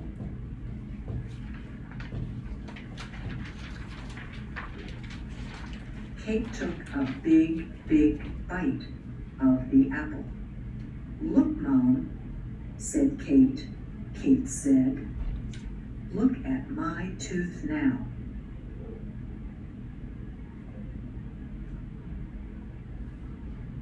Let's look at a coding of the reading. Most of the reading can be recorded easily, as Olivia read with a high level of accuracy. Kate had a loose tooth. Okay, so they're going to go through the whole thing and it's painstaking and boring. So I'm just going to go back and let's walk through it. So on page 2, Kate had a loose tooth. Her tooth was very loose. Accurate reading. Kate played with her loose, you've got an insertion there, tooth, but it didn't, so did not should have one substitution above it. Didn't fall out, substitution there. Got that? Page 4, don't play with your teeth, substitution. Accurate, accurate, accurate. I want the tooth, substitution, to fall, substitution, out, said Kate. Got all those? Anyone need to hear those again? Page 5 is accurate reading for the first 2 lines, and then Kate wiggled the tooth, substitution, but it did not fall out. So there's a substitution with the self-correct. Page 6 we've already done. Kate Burr, check mark for correct reading. Page 7, she brushed and brushed her loose tooth, but it did not come. Self-correct for fall out. Page 8, accurate reading, except what did she do at the end? Omitted at school. So that is one omission across that whole line. Oh, actually they treat it as 2. Just kidding. It's at school. They count it as 2. Each word gets its own.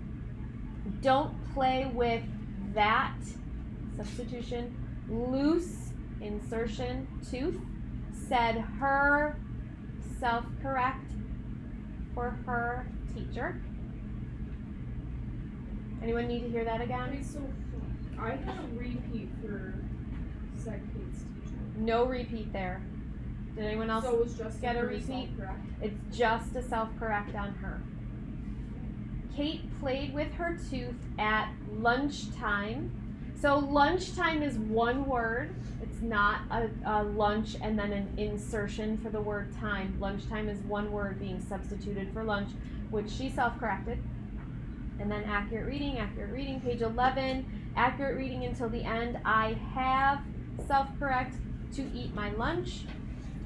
Page 12 is all accurate reading. Page 13, come here, an insertion, and have some soup. 14, accurate reading on the whole entire page.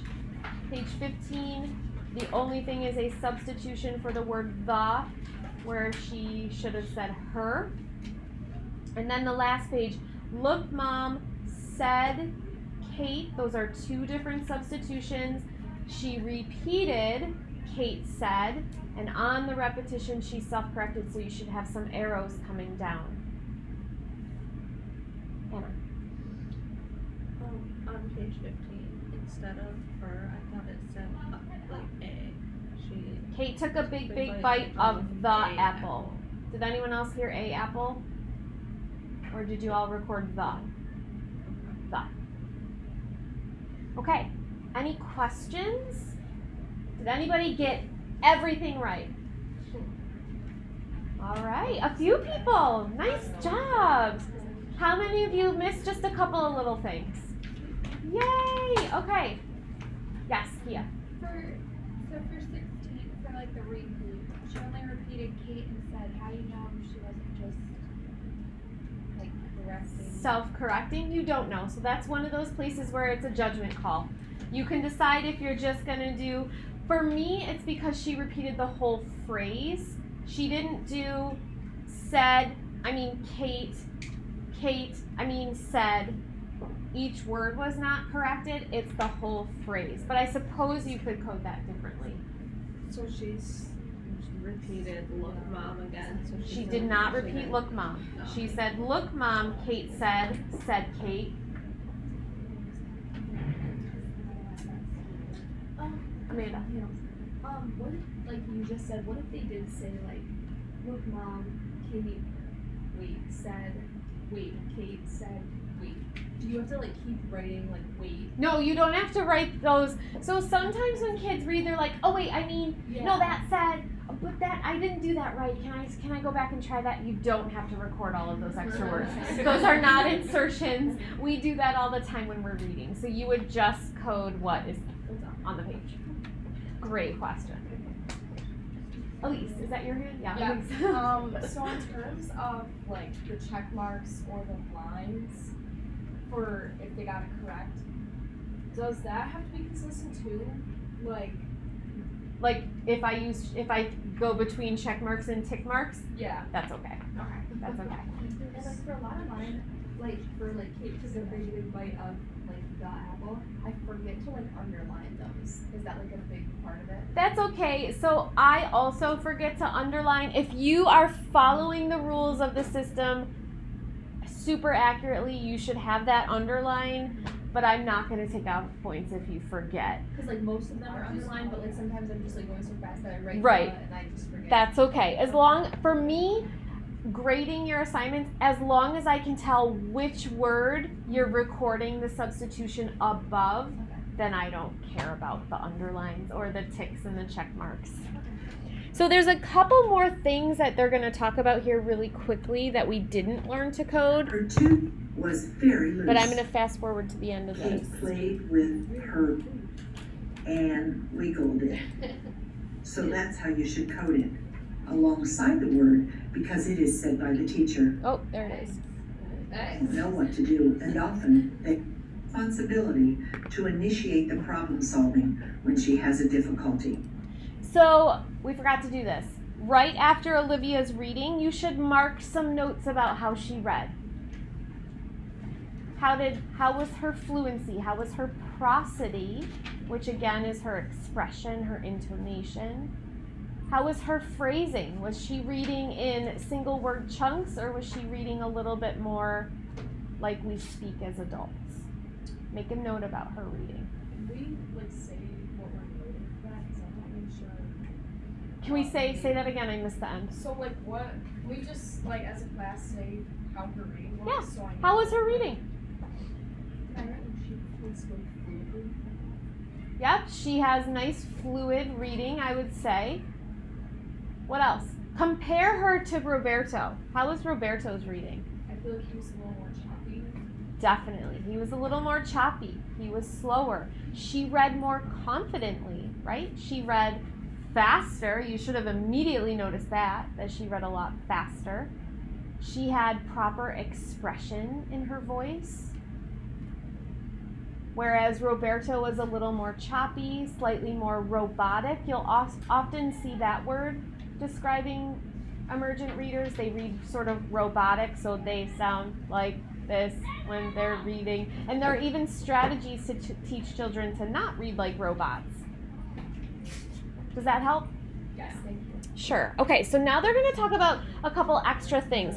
So sometimes when you're reading with a child, they get stuck on a word, especially in an assessment situation. And they'll get to the word and be like, I don't know that word. Can you tell me? Like they will literally turn to you as the assessor and ask for help.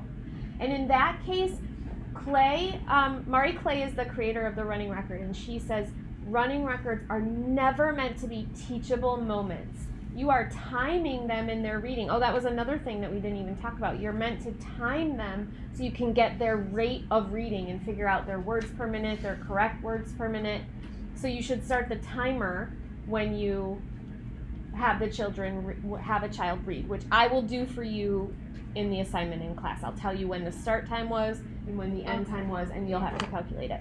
But they're being timed in their reading, and if they stop and have a conversation in the middle of it, it affects their overall reading time. So you should immediately tell them the word that they ask for and mark it as something called an appeal, so they appeal to you for help, combined with a teacher told.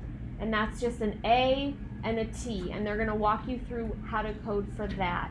But you should never be like, you know that word. Remember that strategy I told you a couple of weeks ago, and we learned the word family for at? Can you see any parts of that word? This is not the time for that. This is their assessment. You should just tell them the word and move on. You can throw it back to them one time. So if they ask, you can say, you try it. They try it, they fail. Immediately you should say, that word is lunch, and move on. So now they'll show you quickly what that looks like. There's no exercise she for sounded this. out the first part of the word and then said the word correctly, so that's how you should code it. You might hypothesize that she used some of the print information to make a decision as to what that word might be. On page 16, Sorry, I went she too far back. reversed the last two words in the first sentence, but she reread and fixed both errors.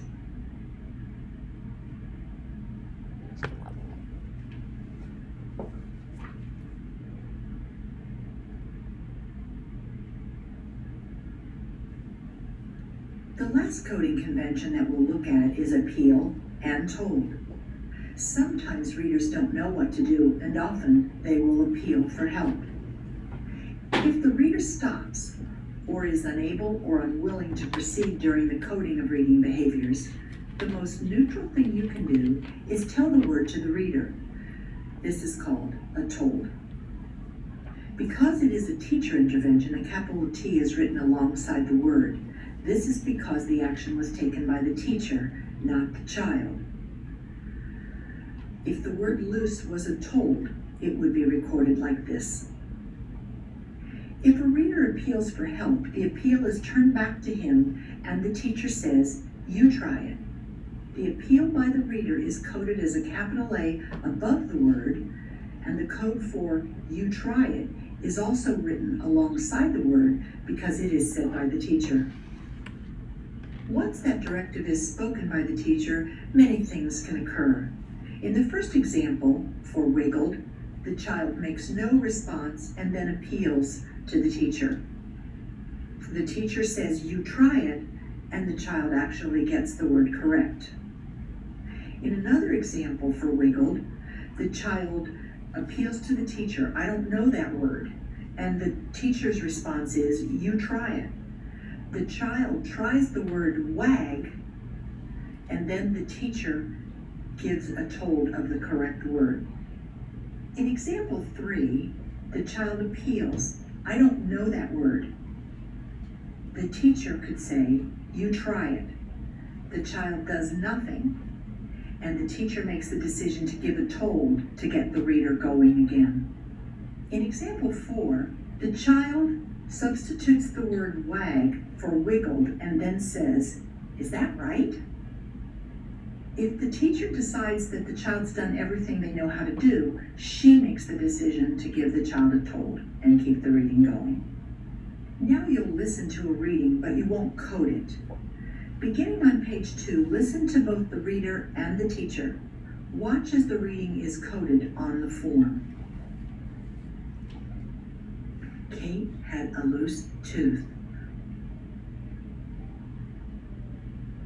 Her tooth was, what's that word? You try it.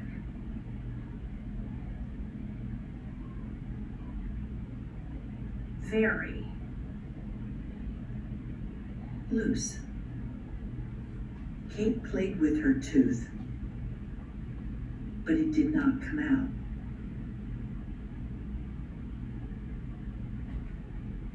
Don't play with your tooth, said Kate's mom. Eat your eggs. Is that right? You try it. Eggs? Breakfast.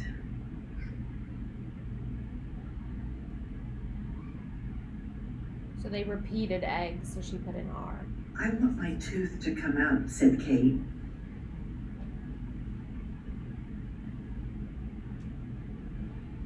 Your tooth will fall out, said Mom. Kate waited. Is that waited? Wiggled.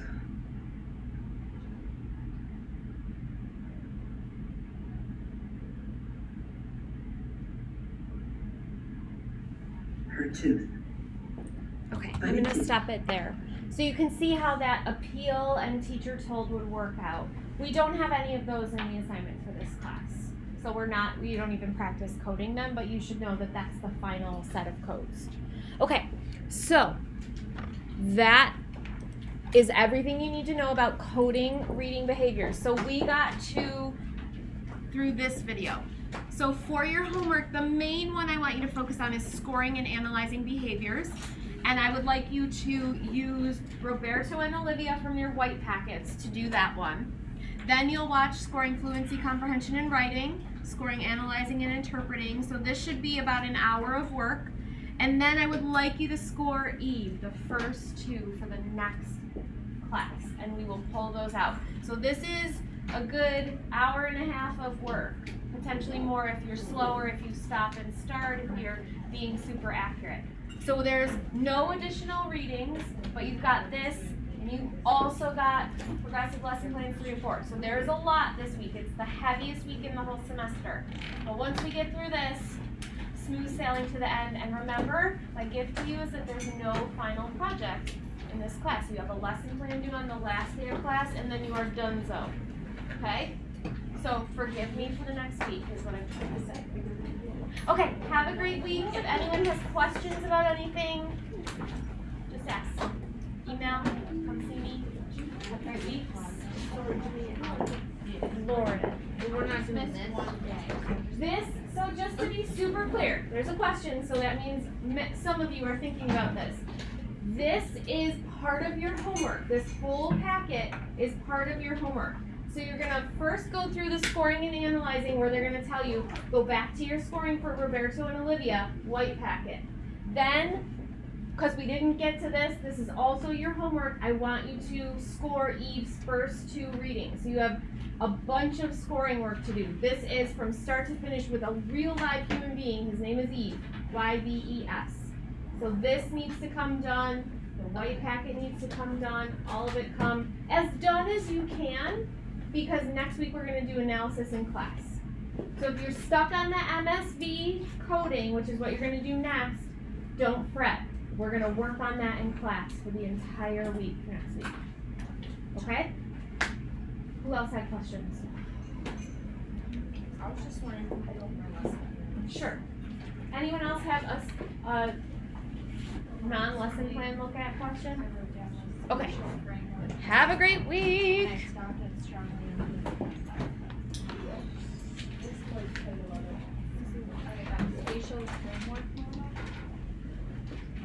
It's like it's the class before last class.